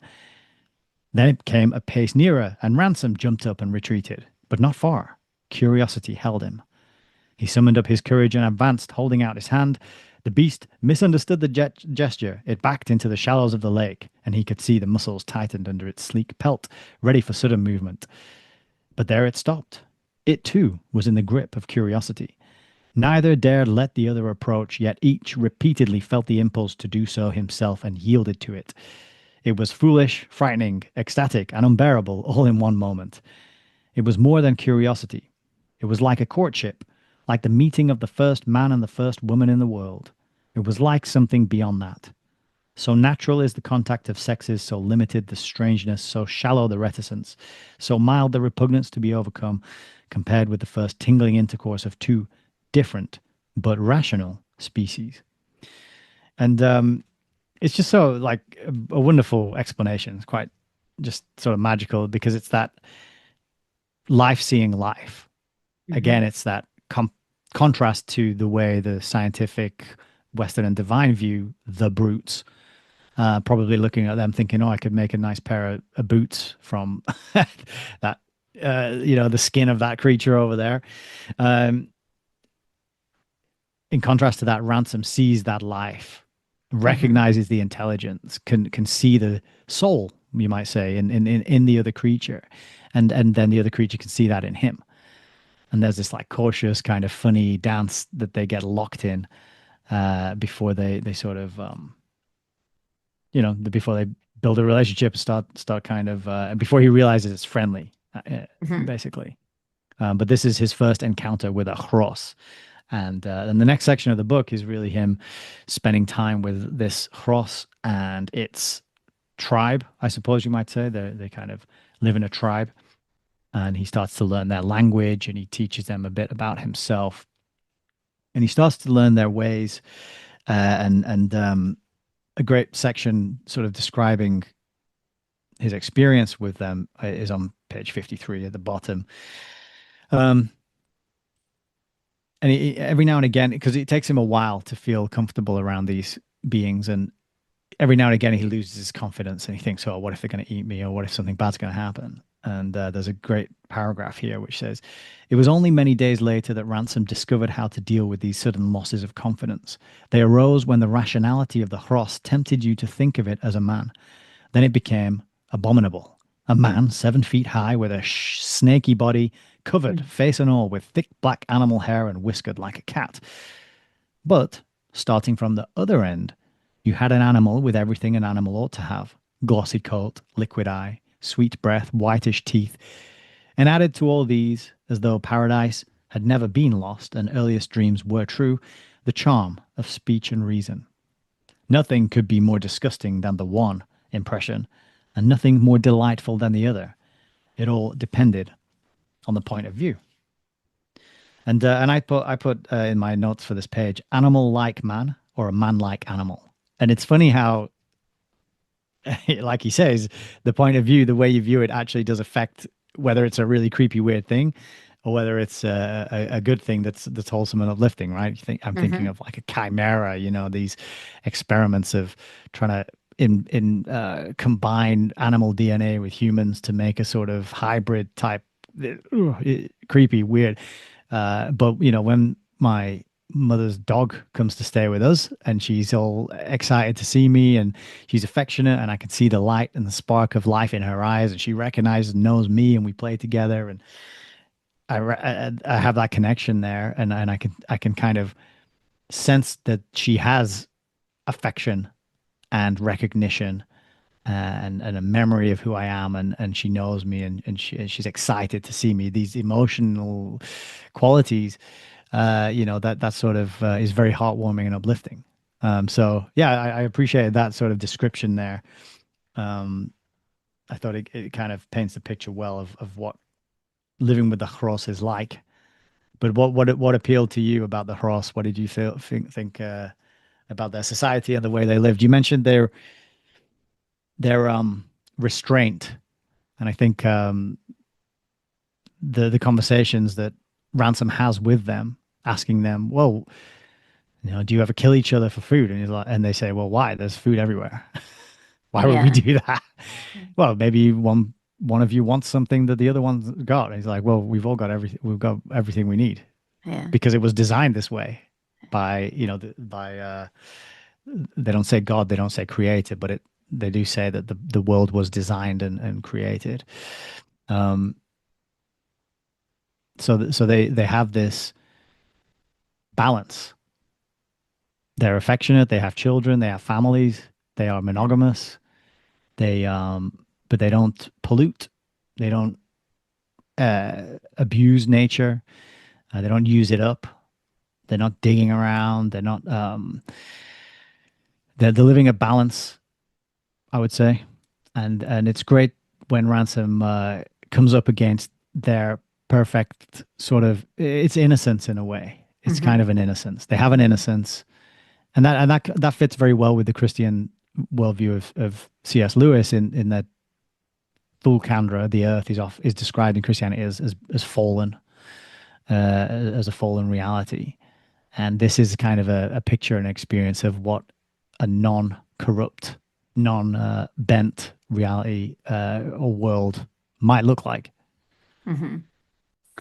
The interesting thing, because he's having that dilemma, is this rasa something that he should be disgusted by or, find to be pleasing? But he learns a concept there, I think from the rasa called now. And now I think the best word that I can come up with for it is sentience. Hmm. So now is they you wouldn't kill now. They recognize the now in each other and in other now like beings. And so that's an important thing that he learns there too. One thing I liked about the Hrasa, I think is the plural of Hross, but the Hrasa they are warriors, not in the sense of waging war on each other or having any aggressiveness or hostile behavior, but they are strong. They hunt and fish as needed. And there's plenty of food that grows on trees or up out of the ground. They're not vegetarians. They do fish. They have these interesting boats that almost look impossible. Like Ransom was afraid when he got on it with the first Frost that he met that he was going to tip the boat over because it's kind of like a canoe that's been flattened out way too much. It's not a raft. It's not but it stays afloat. And so they have that strong strength that you might associate with a warrior type, but they're not aggressive. And the thing I like most about them is that they're poets.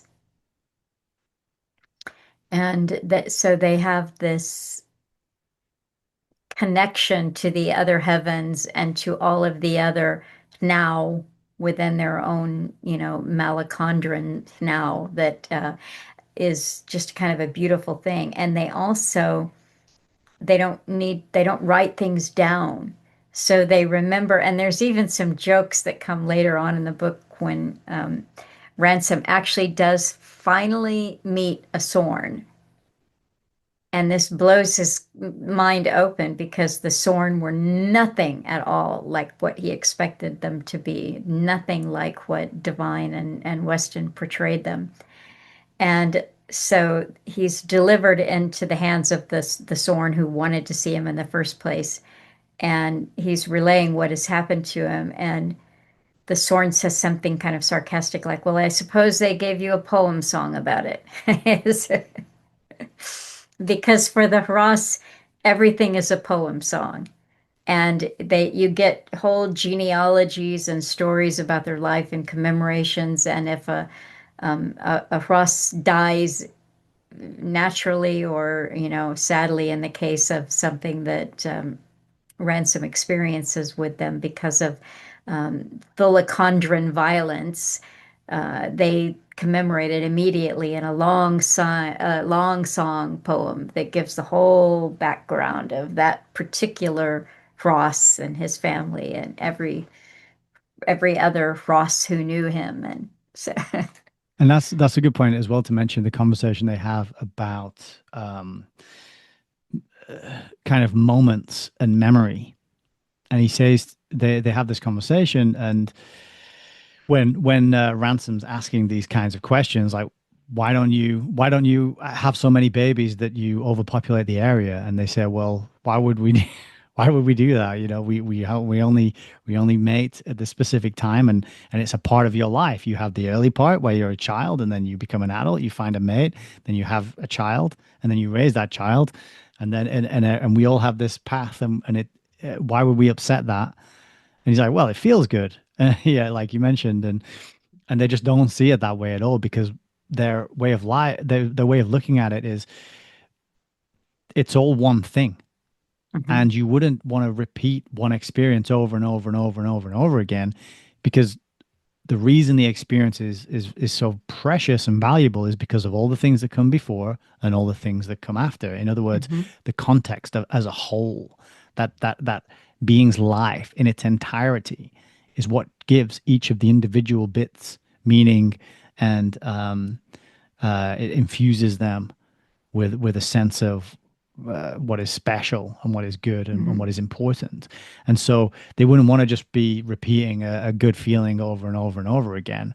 Much rather they recognize that, okay, well, you be with that one person, and then at the end of your life, when you've been with that other person for so long, it makes sense, and it lifts up that relationship into something more special than if you just have a string of one night stands where you're just kind of repeating the shallow experience over and over and over again. Mhm. He describes them as naturally continent and monogamous.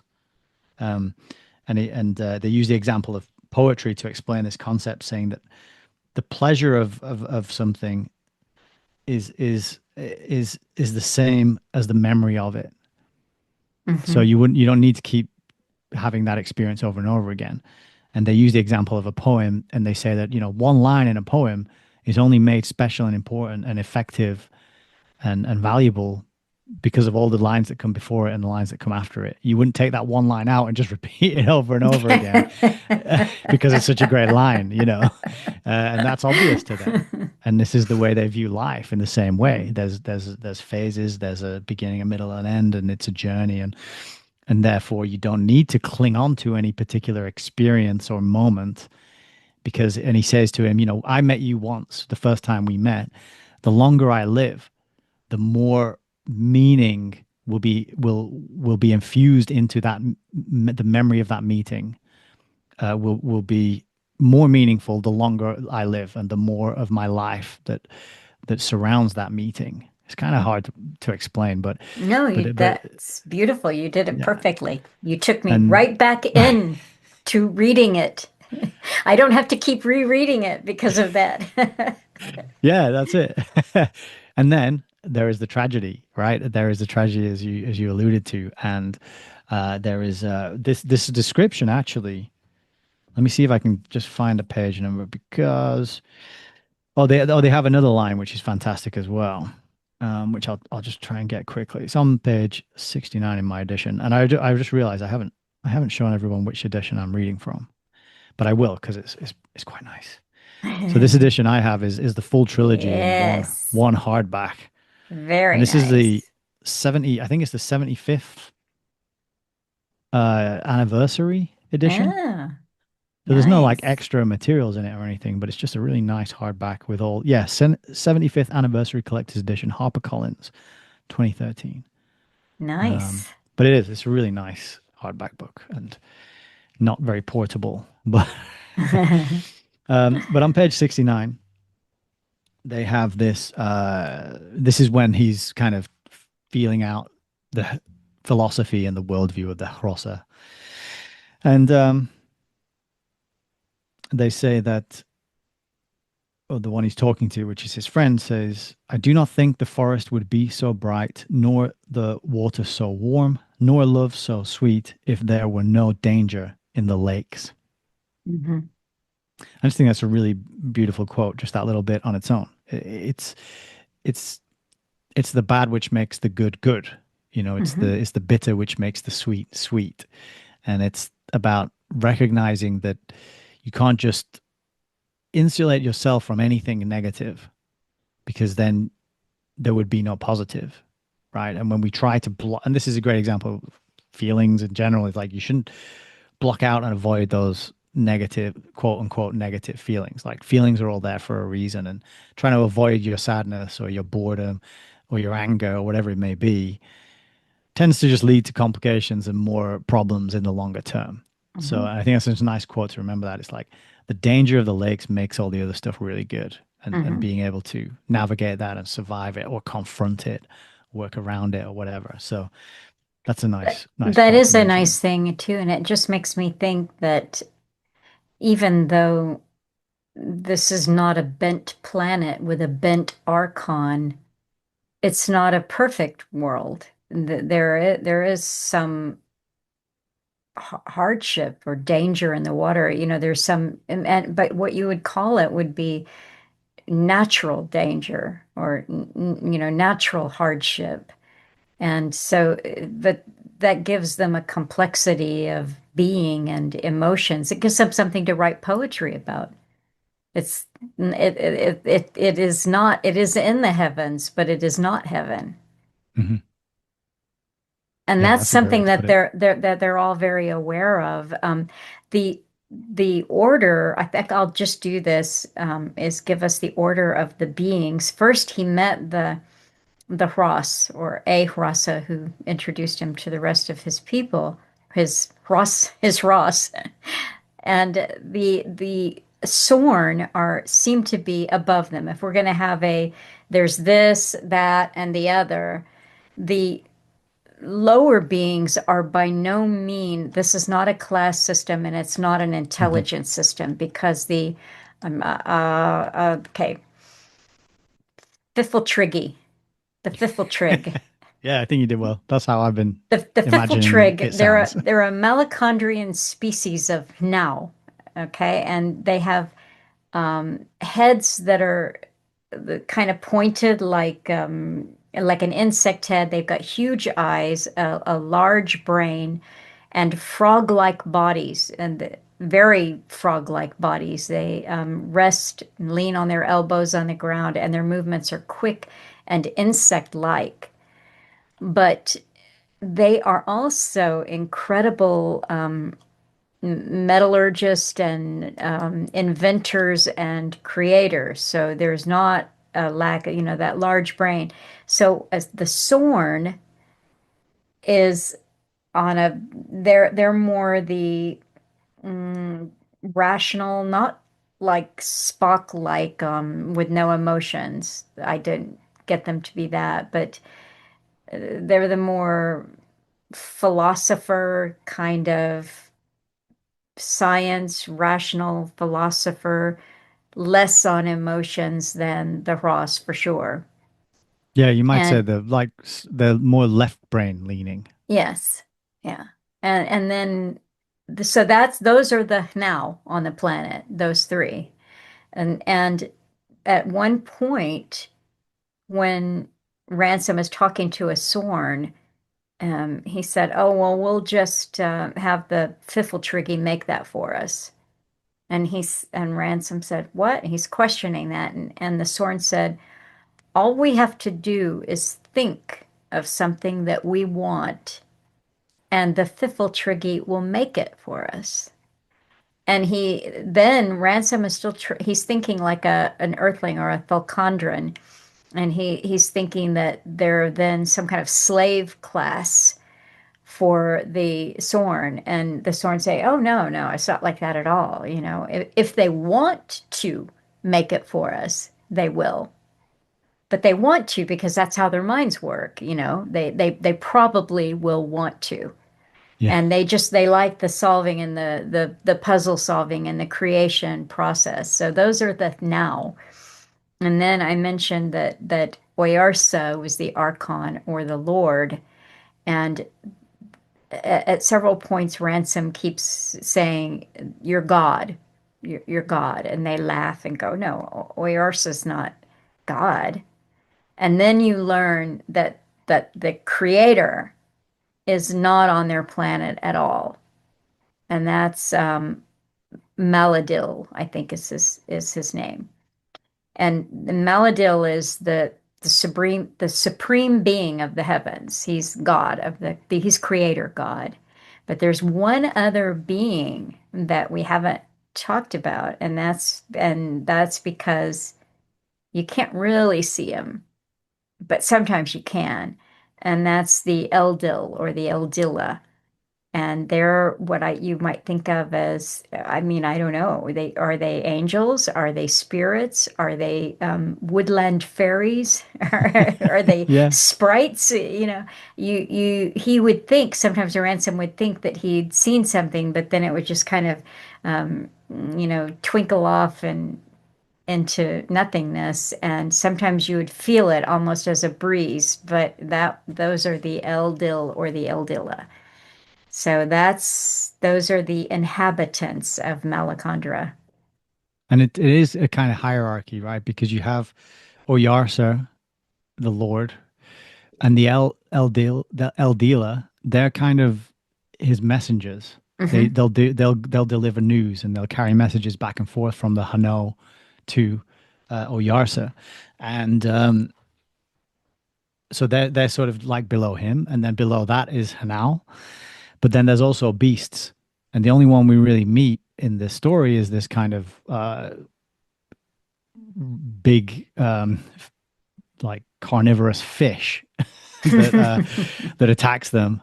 I think we see it twice. It attacks Hmm. when they first arrive, and that's how Ransom is able to escape from Western and Divine, actually.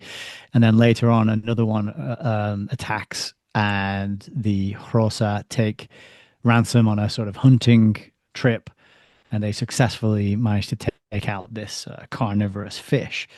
But they explain that because the fish is carnivorous and dangerous and trying to hunt them, but that's its nature, and it's their Hmm. nature to band together and hunt the fish and kill it. That this is not done out of like, but they were both. It's like it's hard. How do they explain it? It's like they're in agreement. It's that's the deal between them, and they're both happy with that arrangement because Hmm. it's been designed that way. And so there's Hmm. so below the now there is also a level of what we would probably say animal, Hmm. as isn't there, of a more simpler intelligence, a more simpler consciousness. So they have that hierarchy going up, yeah, Hmm. and everybody's knows their level, is content with it and happy with it, not jealous, not trying to climb higher up, Hmm. not trying to compete, exploit, and because Ransom says, I'm going to find out who the real master is. Hmm.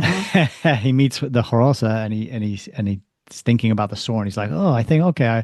He thinks the Sorn must be the intelligentsia, and they must be the real brains, and they must be the real masters, right? And then every conversation he has is like, no, no, we do our thing, they do their thing. Like, oh, they're singing songs again, you know. And yeah, and it's just this wonderfully sort of well, maybe a bit of idealistic kind of it's balanced and yeah, but like you said, not without danger, but natural, Hmm. kind of as the creator intended. Maybe you might say it that way or think of it that way. I heard someone talking about the books. I was looking for somebody to break it down from the Christian perspective as a piece of Hmm. Christian writing. And one comment that he made was that with science and materialism and the greater good concept, you get exactly what we have in modern time in the 20th and 21st century is it that brings us socialism slash communism, fascism, which are all focused on organization and an ordered world. Everything must be ordered. And that is something that evidently you see in the in H.G. Wells' book, The First Man in the Moon, is these ant-like creatures that are called selenites. And they have they're just completely organized and efficient, and they just basically are programmed to do that one thing that they do. And so this person was talking about C.S. Lewis' vision is that it is also organized and ordered, and there is a hierarchy. And he said you might call it a theocracy. So Yeah. he's given a world in which there is an order, but nobody feels that they're not happy with where they are in the order because it's more in line with nature. It's the natural order. And It's it's not like interesting. the Sorns come along and say, right, we're the intermediaries between Maleldo, Oyarsa or yeah, Melody. or Yeah, Yorsa, yeah, yeah, you know, yeah, it doesn't have that priest class unless you want to count the El Dila, but they're not because the El Dila and Oyarsa are more like they're more ethereal. They're not really yeah. solid. Right, Oyarsa's voice is described as a voice. What is it? It's something like a voice that doesn't come from blood, something like that. right. Yeah. So they're semi-physical, but they're mostly light or spirit Or or energy. not Yeah, yeah. or energy, yeah, not dense matter. And um and so because of their nature, the hierarchy is established, and it's not one group saying we're going to be on Right, top, right, and you're going to be following our rules, and we're going to have our holy book that only we can read and interpret, and you're going to have to come to us to understand what God said in the, none of that. right, It's just the nature of things and the design of things make it clear, and because it's clear, nobody questions it, fights against it, rebels against it, tries to topple the person at the top. Like you don't get the sense that there's any like it would be laughable if someone was going to say, oh well, why don't you kill Oyarsa and become the ruler yourself? right, They would right. just be like, what are you talking about? Why would I do that? Like I'm perfectly happy as whatever I am, the Piffle Trigger. And another interesting thing about these races, I guess you might call them species, he has a conversation with the Fiffle who's carving into a picture of him into a piece of rock as a memorial of this of what's happened. And Piffle says that in their society, the women have more importance than the men, whereas in the Soren society, the men have more importance than the women. Hmm. And that was just an interesting detail that's kind of thrown in there as well. So yeah, it's like hierarchy and balance Hmm. and nature and design Hmm. being allowed to speak for itself, I think, in this place. And yeah, it's kind of it's appealing because what we have here on Thulkandra is, is not a hierarchy of based on good. It's a hierarchy based on exploitation and lies and deceit and control and slavery. And it's very Hmm. painful for those of us who become aware of that and cast around for solutions. And when you realize it's been this way, who knows how long? Probably, but now I look back and I see the pyramid structure throughout history. Maybe it was a pharaoh, maybe it was a king, maybe it was a president, maybe it was a pope, but every single time, it's a Hmm. pyramidal hierarchy with a small, like either one person or a small group at the top, and no matter what they call themselves, it's the same structure. It's the same sort of strategy that they're using, right? And so it's great to read this wholesome alternative to that. As fictional as it may be, I Yeah. find this kind of thing so wholesome and enjoyable to read. So, Yeah.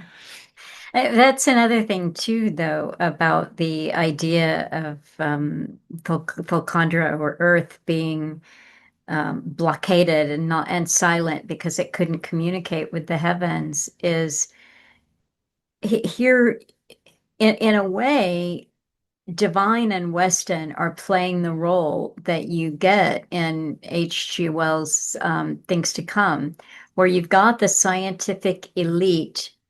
And what do they want to do? Their progress, their end goal is Mars, right? It's going to Mars. But yeah, what do you have with Bezos or Musk? It's yeah, Mars, which is very interesting to me. And this is someone, and certainly Alan Watt has pointed out repeatedly that they just have to get off of this planet. They have to go there now.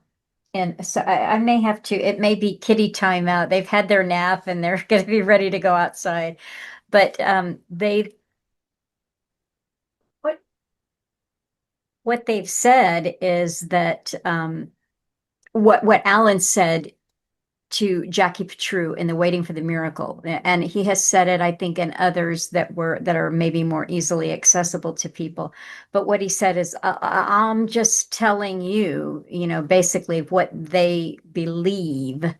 And then at one point, he and Andrea posted this in the Telegram book channel. At one point, Alan just laid it out and he said, I'm telling you that they cannot leave Earth, uh, but they really, really want to.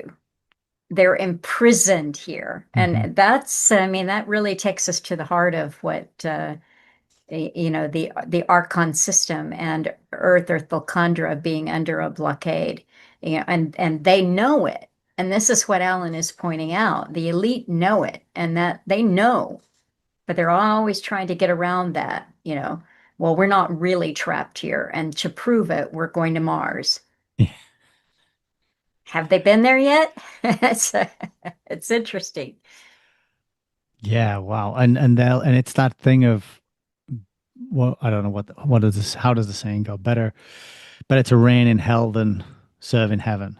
Yeah, yeah, So yeah. while they're going carrying out their crackpot schemes that they know are never going to work and are doomed to fail, they'll enslave the rest of us Yeah. and lie to our faces and manipulate us and gaslight us and just continue. Somebody told me today actually that here in England, the the ownership of land. Okay, no, so let me rewind a little bit. We were talking about this big project that's going underway, and all these buildings have to be built. And before they build the buildings, they've got to test the land to see if there's anything, unexploded bombs or, anything, any reason that can prevent this land being built on. And the person I was talking to told me that the rights to any mineral deposits that are found belong to Lord such and such. And then another place that he'd worked, I think it was one of the power stations, maybe one of the nuclear ones, same deal. The rights to the mineral deposits on that piece of land belong to Lord such and such. And the other person on the call told me that, well, did you know that the ownership of land in England has not changed in roughly a millennia? It's the same families, the same groups, the same lineage who've pretty much owned the same amounts and plots of land for 1,000 years, maybe longer. Mhm. Well, this is something that Alan told us is that in Canada, and this is, you can look this up, the original mining, and in fact, probably some of the mines still are owned by Rothschild interests. So that's mining in Canada. But he also said, because Canada is a Commonwealth country, that essentially only the topsoil of land belongs to a Canadian. It's the Mm, mineral rights. If you're going to drill down, that's crown property. yeah. And I do know that the crown has, as grants of favor or privilege, has given, mining or drilling or mineral rights to different, like you're saying, Lord such and such is going to have that. Wow. And yeah, probably those have been kept in families for generations. And you have similar kind of constructs here in the US too. Do you mind if I pop down and let them out and then come back?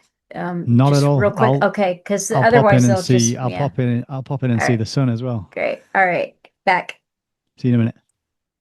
Ransom is uh goes on this adventure. And I mentioned earlier in the talk that he has a sort of transformative moment, which he describes as he grows up. And this is actually when he goes on this hunting mission with the Rosa to fight this carnivorous fish. And they have a special word for the Rosa that kill this fish. It's called Nakrapunti, because this carnivorous fish is a Hnakra. And if you kill it, then you're a legend, and you kind of, this is the most heroic thing you can do as a half otter, half, whatever it was, human otter humanoid.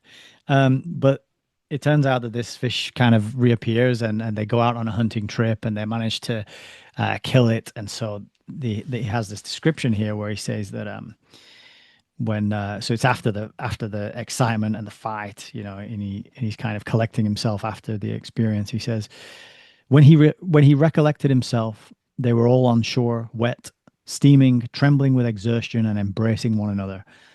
It did not now seem strange to him to be clasped to a breast of wet fur. The breath of the Hrossa, which, though sweet, was not human breath, did not offend him. He was one with them. That difficulty which they, accustomed to more than one rational species, had perhaps never felt, was now overcome. They were all now. They had stood shoulder to shoulder in the face of an enemy, and the shapes of their heads no longer mattered. And he, even Ransom, had come through it and not been disgraced. He had grown up.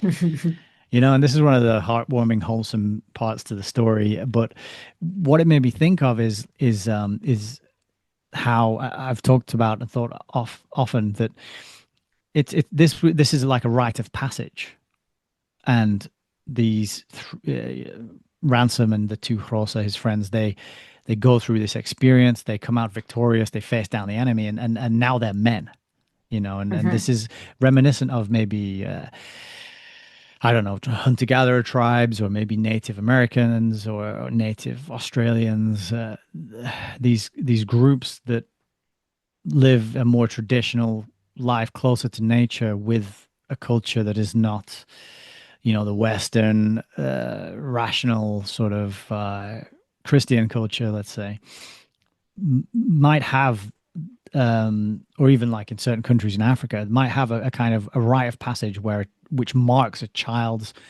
transition into adulthood. And it could be I've heard different ones where it could be some ordeal where you Mhm. got to go out in the woods and survive for 3 days, and if you don't make it, don't come back, you know, Right. or whatever it might be. But that's what I liked about this, is that he goes through this sort of this experience, and he comes out as a man, and then he's transformed after this point, because prior to this point he is a bit concerned for his own safety and he's flapping around and he's a bit alarmed and scared. And he's not sure what's going on. But then he's kind of emboldened and infused with courage after this point. And this is where he responds to the call of Oyarsa to go and meet Oyarsa. Because prior to this, he's aware that Oyarsa wants to meet him, but he's not for going.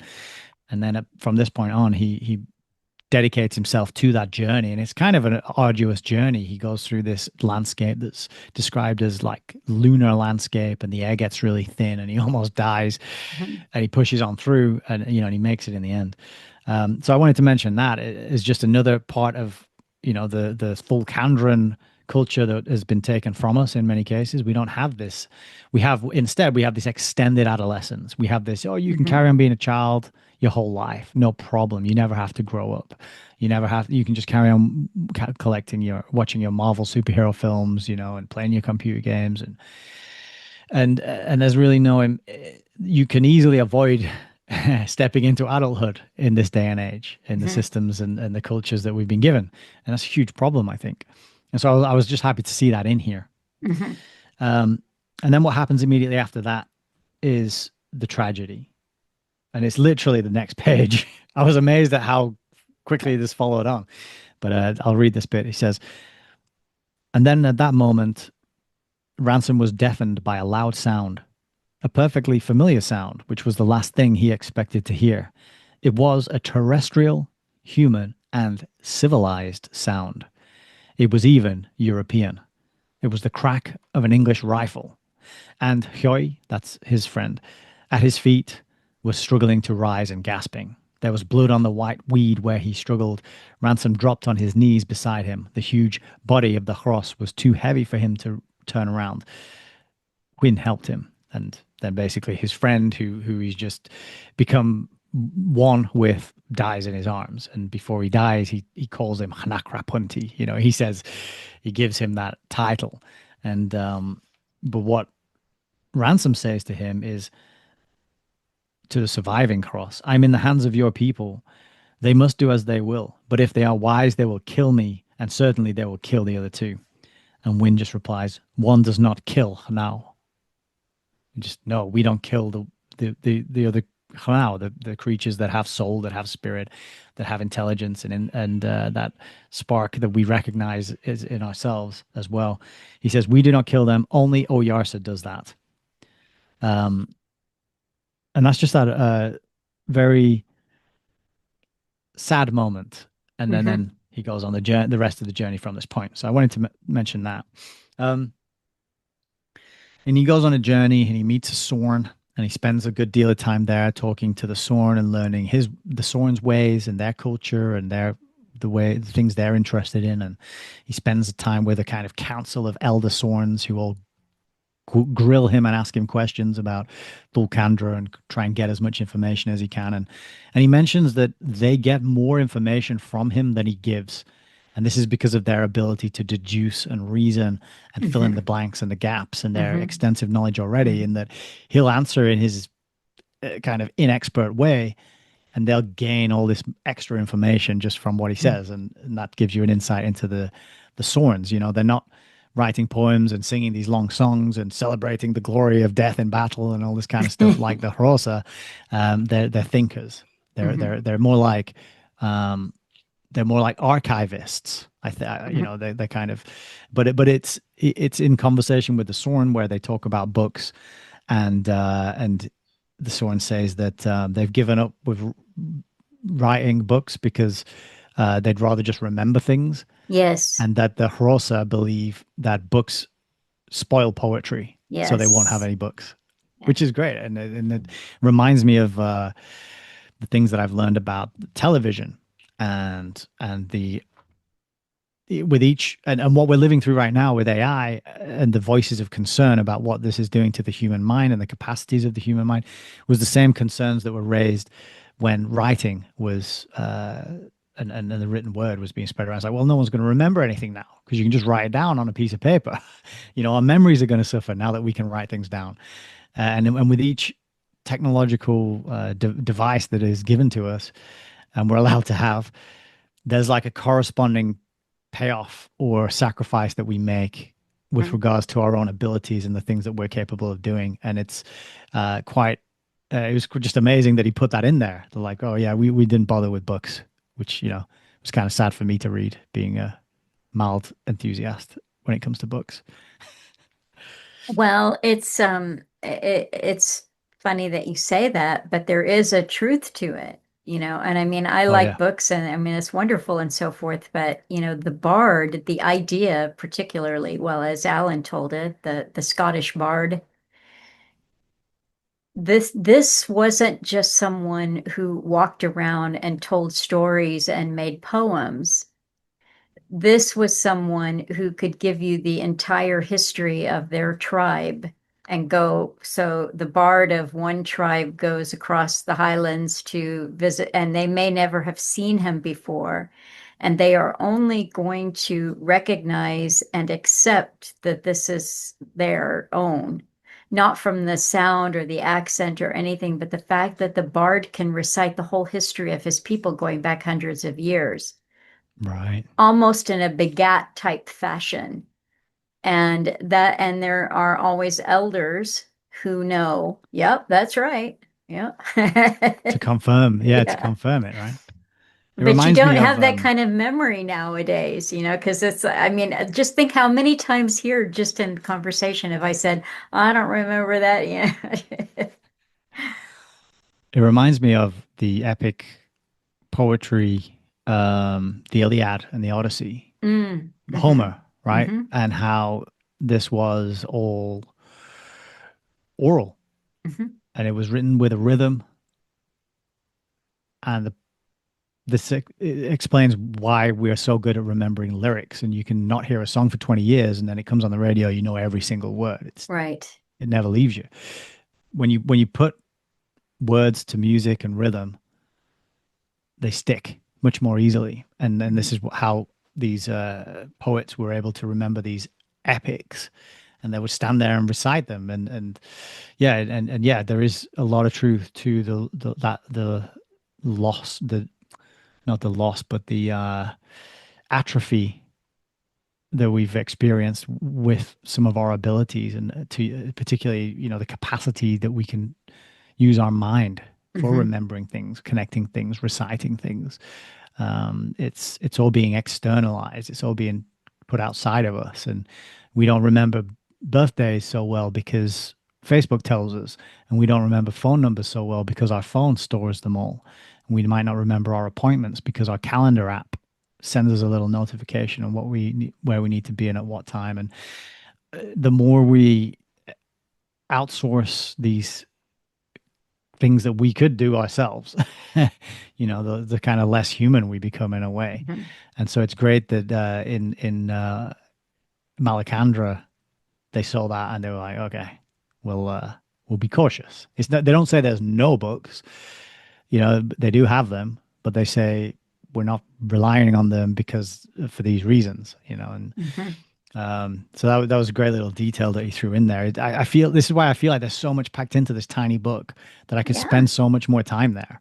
I could spend so much more time with Ransom exploring and having conversations and learning their culture and their histories and the things that have happened. Because another part of the history of this place is there's mentioned at some point a part of the world where there are giant monuments that have been carved by the ancients, and that's really all it's said, all that's mentioned. Hmm. So there's an even more extensive, big civilization of the past that now nobody really knows anything about, except Hmm. there's relics of it over in that valley over there, or however he describes it, which again reminds me of sort of here on Thulkandra, where we have all manner of temples and pyramids, things that are unexcavated and left buried, because they might reveal problems with the official histories and narratives that Hmm. were given, right? Hmm.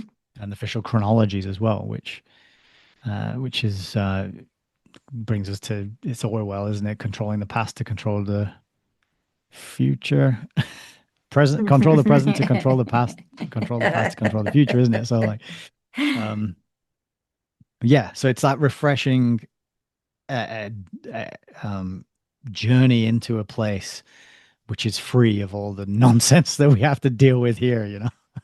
That's why I find it so uplifting and heartwarming. Well, from the little bit of looking into it for as far as the trilogy goes, I have heard and read that it just gets better. So, I'm looking forward to the next one for sure. So the thing I wanted to circle back to as well, and definitely get talk about before we wrap it up, is kind of what I described earlier is the sort of climax of the book. And what happens is Ransom, he goes on this journey. He's summoned by the Archon Oyarsa, and I think I should sort of mention as well that using the word Archon, you know, for anyone who's listened to a lot of David Icke, automatically probably associates that with the negative, a kind of tyrant or a dictator or some sort of. mhm. But the you can imagine, at least if it's never existed here, you can imagine at least a benevolent archon who is Right. just and fair and kind and cares for his subjects and doles out justice, right? And that's kind of what we get here. And so the climax of the book, Ransom makes this journey to visit Oyarsa, and Oyarsa's the meeting place is on this little island, and he gets there and he sees that Sorns and Fifiltrigs and Hrossa are all there, mixing and intertwining. He tells us a little story about how in the evenings they all sit around and they get drunk, not too drunk, they get a little bit inebriated, and they're all their different specific unique humor emerges. And he says when you're just with one of the species, you don't get this. But when you spend time with them, a mixed group of Sorns and Piffletrigs and Hross, the way they tease each other and the way their humor that emerges and the way they kind of bounce off each other, which I thought is another wonderful detail, in that it's really there's none of the using and abusing of other species. Mhm, There's no enslavement, in other words. mhm. And so they all congregate on this island, and then all the what are they called? Those light sprite things. Eldil, is it Eldil? Eldila, Uh-huh. Eldila. They all arrive, and he realizes there's thousands, if not, Yes. hundreds of thousands of them. Um, and he says when he said the sensation of being watched by them wasn't like being surrounded by ghosts. It wasn't like being observed. It was like being seen by something that had a right to see you, which is a very interesting way to describe that sensation. Because the Mhm. sensation of being looked at. You look over your shoulder and someone's staring at you, and you get that feeling, or you catch someone's eye, or you get caught when you glance at somebody and they turn around and look at you. There is something there. We do have a sense of being stared at. I think Rupert Sheldrake either wrote a book or he called some experiment he did that the sense of being stared at, and so that speaks to the hierarchy. These Eldila, they're not these pesky little spirits that can see you wherever you are and watch you when you're on the toilet and watch you when you're doing bad things. You know what I mean? It's like in this place, they have the right to travel and be around and be present and witness everything that's going on because of their nature. And they all descend on this island, and then Oyasa appears, and then they also produce Western and Divine, who've been since in the meantime they've been captured, and they've murdered some more Hrossa as well, and they're brought here to kind of answer for themselves. And Oyasa is brings them to talk to them and ransom as well. So this is kind of the climax where there's it's not like a showdown or anything like that. It's not even like a trial. It's just they meet the Archon, the ruler, Mhm, the lord of this place, and mhm, then there's quite an extensive conversation. And the thing that I thought was so genius about this that C.S. Lewis did is he makes ransom, because he's a philologist, he becomes the interpreter. He's translating because Divine and Western aren't so good with the language yet. They can speak it a little bit, but ransom is needed to translate it properly. And so when Western and is speaking, C.S. Lewis writes his language in the way that it would sound to the natives of the planet. And what it comes off as is a kind of like a sort of caveman type language and grammar. which makes him now sound like the brute Hmm. because it has this. I'm trying to find a good example of it um, because it's pretty funny. It's quite humorous, and they're basically asked to explain themselves. Here we are. So Oriosa's asking, he's trying to understand why they've done what they've done, which is come there and kill some of his people, right? And Western uses Malacandrian. Oh, hang on. Let me go back a little bit. I'm jumping ahead. I'm just trying to find an example where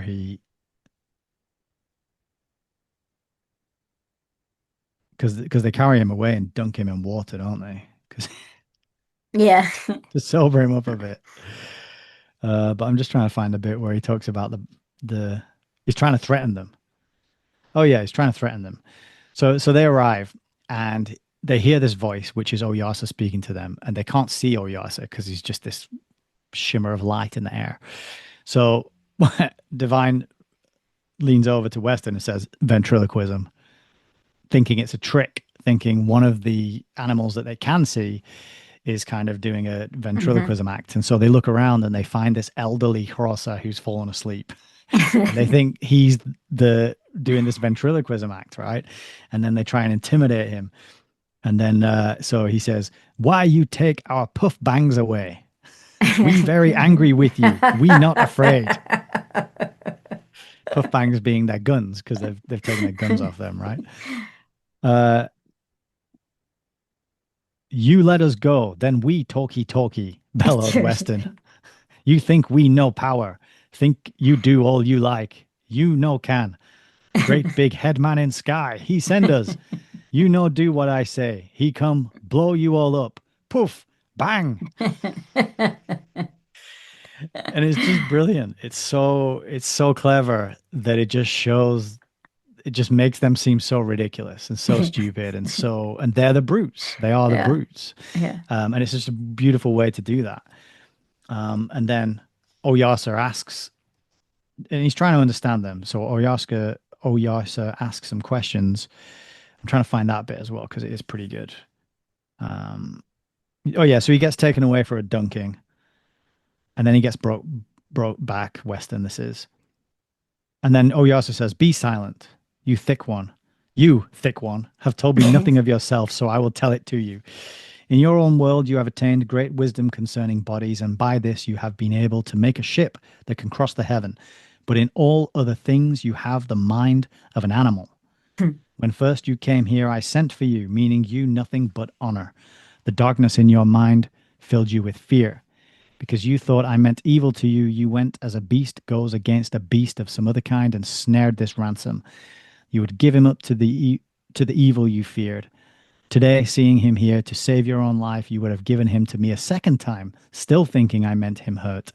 These are your dealings with your own kind, and what you intend to my people, I know. Already you have killed some, and you have come here to kill them all. To you, it is nothing whether a creature is Hnau or not. Um, but then he replies, and this long speech doesn't shut him up, right? So he carries on. Weston, I see that you. He says to Ransom, I see that you have chosen the most momentous crisis in the history of the human race to betray it. He turns to Oyasa. This is still Weston. I know you kill us, he said. Me not afraid. Others come. Make it our world. And then Divine jumped to his feet. No, no, Oyasa, he shouted. You no listen him. He very foolish man. He have dreams. We little people only want pretty sunbloods. Sunbloods is gold because they've got Hmm. gold on Malacandra, and that's why Divine is there. He just wants to take the gold. You give us plenty sunbloods, we go back into sky. You never see us no more. All done? See? I'm trying to find a bit where he asks him what he cares about, why like why he's doing this. He asks Weston why he's doing this, and Weston says, uh, "Oh, here he is." So Ransom has to interpret, and then he says, this is Weston explaining himself to Oyarsa. To you, I may seem a vulgar robber, but I bear on my shoulders the destiny of the human race. And he's just speaking in fluent English now because he's given up trying to use their language, and Ransom translates all this. Your tribal life, with its Stone Age weapons and beehive huts, its primitive coracles and elementary social structure, has nothing to compare with our civilization, with our science, medicine, and law, our armies, our architecture, our commerce, and our transport system, which is rapidly annihilating space and time. Our right to supersede you is the right of the higher over the lower. Life is greater than any system of morality. Her claims are absolute. It is not by tribal taboos and copybook maxims that she has pursued her relentless march from the amoeba to man, and from man to civilization. Life, of course, snapped Weston. She has ruthlessly broken down all obstacles and liquidated all failures, and today, in her highest form, civilized man, and in me as his representative, she presses forward to that interplanetary leap, which will perhaps place her forever beyond the reach of death. Um, and Oyarsa questions him and asks, do you care about humans as they are?" And he says, "I don't care if they're the same humans as me, or different humans, that if we have to change what we are as humans." And there's kind of an intimation that he's talking about modification of some kind.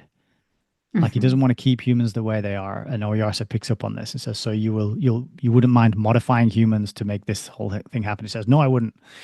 And he Mhm. says, "But you don't care about individual humans because you brought Ransom here, and Mhm. you were going to sacrifice him." And he says, "No, I don't."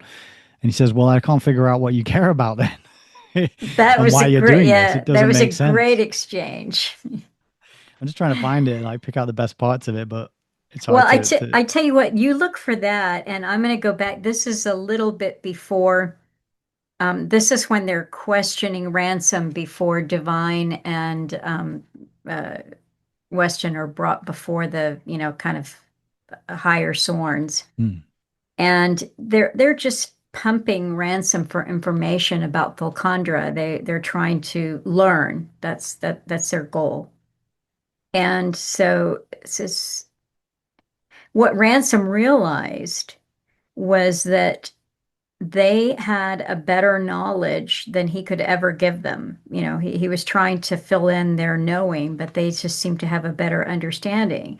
And they were astonished at what he had to tell them of human history in regards to war, slavery, and prostitution. So their understanding of the situation was just based simply on the limited observation that they could do from him and from their encounter with the other two. Hmm. But they couldn't believe what he said about war and slavery and prostitution. And so one of them said, it is because the earthlings, those on Thalkandra, it is because they have no Oyarsa. It is because every one of them wants to be a little Oyarsa himself. So they all want to, that's a very astute observation. All the Thulkondrans want to be ruler.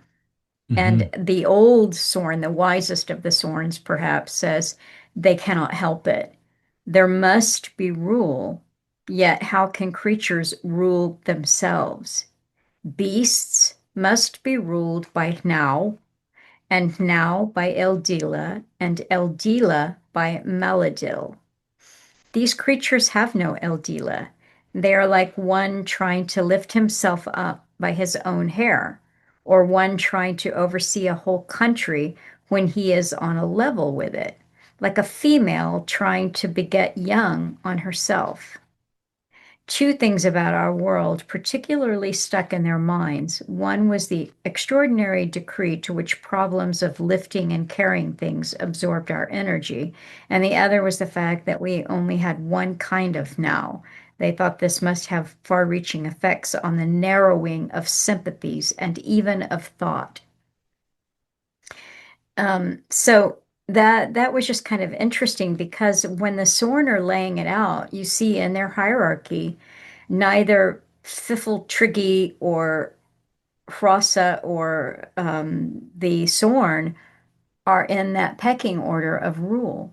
They're simply observing nature and life. So it is the beasts, it's the Eldila, it's the kind of spirit energy force that keeps the beasts in line.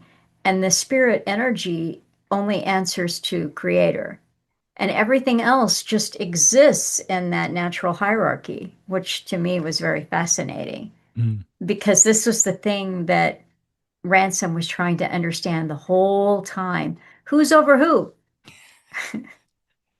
or Yeah, that's whom? a really good point. Yeah, but that's a great point, and it ties in perfectly to the quote which I've found now. Okay, good. And Oyarsa says to Weston, "For though your mind is feebler, your will is less bent than I thought." And the reason we've been using bent all the way through this video is because when Ransom's trying to express a certain word, I think he's trying to come up with evil. It's just they don't have a word for it because it Right. doesn't exist there. And bent is the nearest word they have for what he's trying to describe, which is the horrific behaviors and things that happen back on Tulkandra, back on Earth. And but bent is as bad as they can. Oh, it's bent. That's the worst word that they have for this negative stuff. So that's why we've been saying it all the way through. But he says your will is less bent than I thought, because it is not for yourself that you will do all this. No, said Weston proudly. Me die, man live. Oyarsa, yet you know that these creatures, meaning the men, would have to be made quite unlike you before they lived on other worlds. Weston, yes, yes, all new. No one know yet. Strange, big. Oyarsa, then it is not the shape of the body that you love? Weston, no, me no care how they're shaped. Oyarsa, one would think then that it is for the mind you care. But that cannot be, or you would love Hnau wherever you met it. Weston, no care for Hnau, care for man. Uh-huh. But if it's neither man's mind, which is as the mind of all other Hnau, is not Maleldil maker of them all, nor his body, which will change. If you care for neither of these, what do you mean by man? This had to be translated to Weston. When he understood, he replied, Me care for man, care for our race, what man begets. He had to ask Ransom for the words race and beget. Strange, said Oyarsa. You do not love any one of your race. You would have let me kill Ransom. You do not love the mind of your race, nor the body. Any kind of creature will please you, only if only it is begotten by your kind as they now are. It seems to me, thick one, that what you really love is no completed creature, but the very seed itself, for that is all that is left. Tell him, said Weston, when he had been made to understand this, that I don't pretend to be a metaphysician. I have not come here to chop logic. If you cannot understand, as apparently you can't either, anything so fundamental as a man's loyalty to humanity, I can't make him understand it. But Ransom was unable to translate this, and the voice of Oyarsa continued. I see now how the Lord of the silent world has bent you. There are laws that all now know of pity and straight dealing and shame and the like, and one of these is the love of kindred. He has taught you to break all of them except this one, which is not one of the greatest laws. This one he has bent till it becomes folly, and has set it up, thus bent, to be a little blind Oyarsa in your brain. And now you can do nothing but obey it. Though, if we ask you why it is a law, you can give no other reason for it than for all the other and greater laws which it drives you to disobey. Do you know why he has done this? And then Weston says, Me think no such person. Me wise, new man, no believe all that old talk. So this is the scientific rejection of religion, spirituality, etc. Oyasa, I will tell you, he has left you this one because a bent Hanal can do more evil than a broken one. He has only bent you, but this thin one who sits on the ground he has broken, for he has left him nothing but greed. He's talking about divine. Mhm. He's now only a talking animal. and in my world he could do no more evil than an animal. If he were mine, I would unmake his body, for the Hanau in it is already dead. But if you were mine, I would try to cure you. Tell me, thick one, why did you come here? And yeah, it goes on from there. But that bit about it being a little blind Oyarsa in the brain, just echoing the point you just mentioned about the Sorns and their sort of understanding. Yeah, it's it it it's kind of the climax of the book. I think is that we gain insight into where we live and the nature of reality here in Thulkandra on Earth by going on this journey to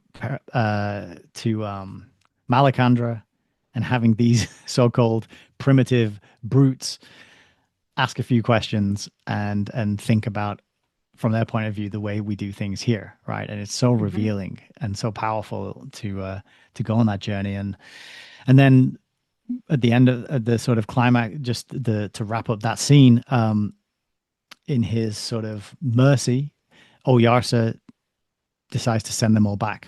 And he says, I'll put you back on your spaceship and you can go back to Tulkandra. I'm not going to punish you. I'm not going to, because he says, you're not mine. He means you're not under Hmm. my charge. You're not my Hmm. subjects.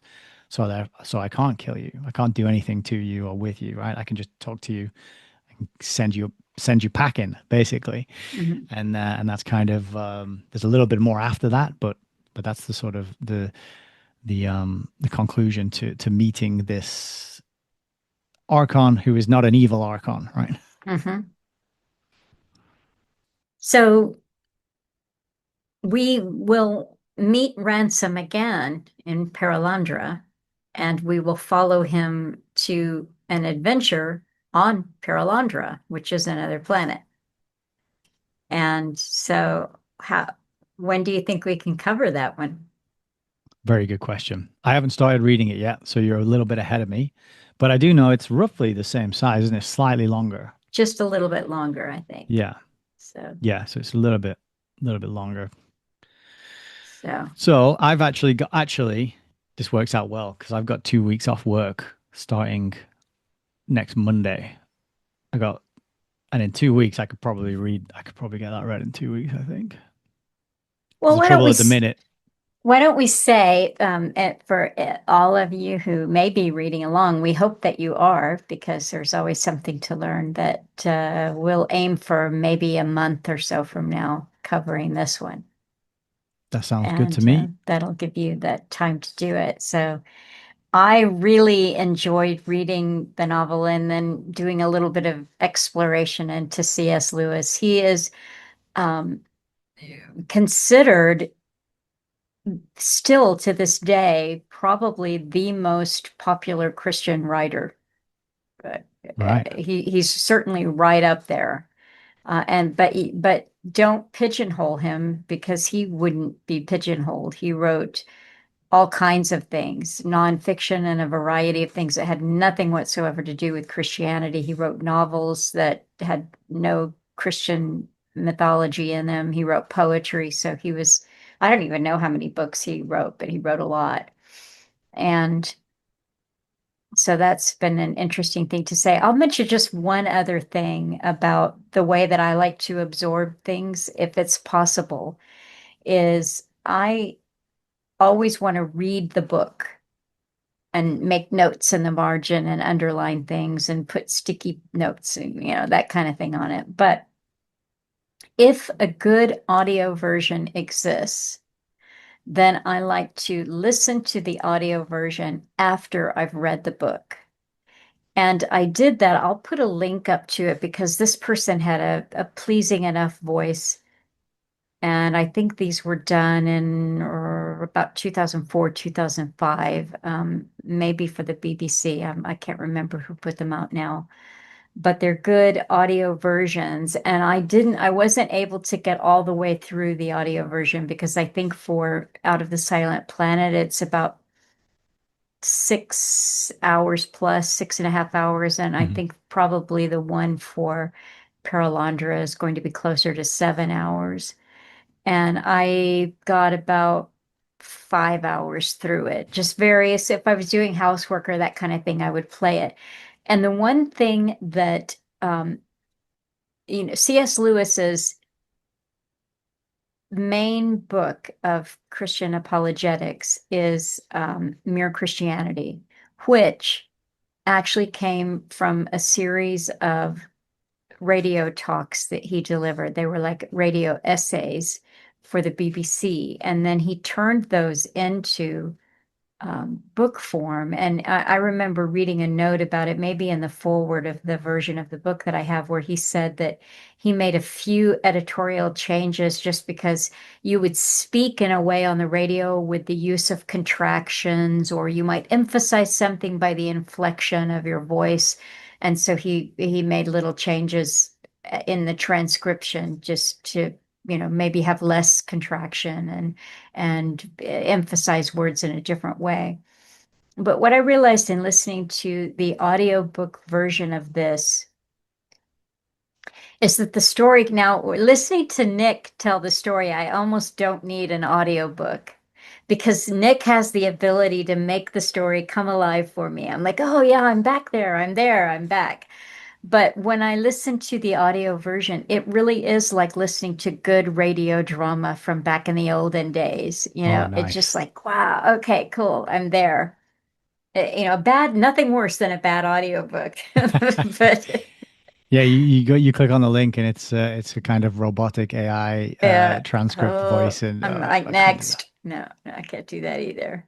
But you have that. If if you're ever at a loss for what to do next, then I think books on audio, audio books narrated by Nick Hayes, that could be something. You can bring it to Oh, life. But you I don't might even look into need the that. book in front of you. You can just tell the story again and it comes alive. That's a good thing. I Oh, like thank you for that. the kind words. I appreciate it. Yeah, I will consider that definitely. It's a lot of fun to, and I think just I would encourage it to anybody to get into this habit and practice of reading something, then put the book down, close it down, and explain it in your own words. That's it's a key part of it's just so valuable to do that. And you might fluff it up and make mistakes and not explain things particularly well, but the more you do that, the better you will get at absorbing the information on the page, processing it, and then putting it out as something that other people can benefit from, right? A lot of people, we focus on input, and we get with documentaries and podcasts and interviews and chat Mhm. groups, and it's all in input, but it's really important to have an output as well. And Yeah, you do your videos and productions, and I do my live streams, and I just encourage other people out there, even if you don't share it, to just try that out. Right, do your own summary, read a chapter, close the book, hit the record button, and just summarize it, explain it in your own words. And it's just a really important skill, and you might be surprised at what comes out. I know I surprise myself sometimes when I listen back to things. I'm like, did I say that? That actually sound like half intelligent. And then other times I watch back and I'm like, oh, I can't believe I said. So yeah, Well, it's I can tell that you have been a teacher in your life. I mean, and you mm, indeed have taught English, and I can yeah. tell that. And I have heard, and I know this to be true, is that you don't really know anything until you can teach it. And the best way to learn something is to try to teach it. And so delivering a summary or, putting it back out in your own words, that's really good. And you're good at it. So Well, thank you. I appreciate it. I'm glad all the repetitions pay off, and that's that's what anyone should. That's the takeaway that people should know is like the more you do it, the better you get at it, and that yeah, that just takes care of itself. So you just got to be willing to get started, and put yourself out there, and you never know what's going to happen. that's right. That's right. Because now is the time when we need to multiply the output. The input it's winding down, okay? Just in terms of the quality that you can get. So the output is what's called for right now, in my opinion. Mm. So next week I am going to be talking with Neil Foster because it will be the second Thursday of the month, and that's the way. I'm doing it. And then there are, kind of a backlog of things I've thought about doing or have had cancellations and need to reschedule. So that'll be upcoming too. It is always a delight to speak with you, Nick. And I look forward to next month and covering Paralandra. So Yes, I can't wait thank to you. dive back into the universe of random and random ransom. There, Random, you can tell it's random late ransom, now. Random eh? ransom. But yeah, thank you for having me on. It's always a pleasure. It is so much fun. And I will see you soon and see you in book club too, or hear you in book club because we don't actually do any video images there, but that's been a lot of fun too. So, all right, everyone, take care and thank you.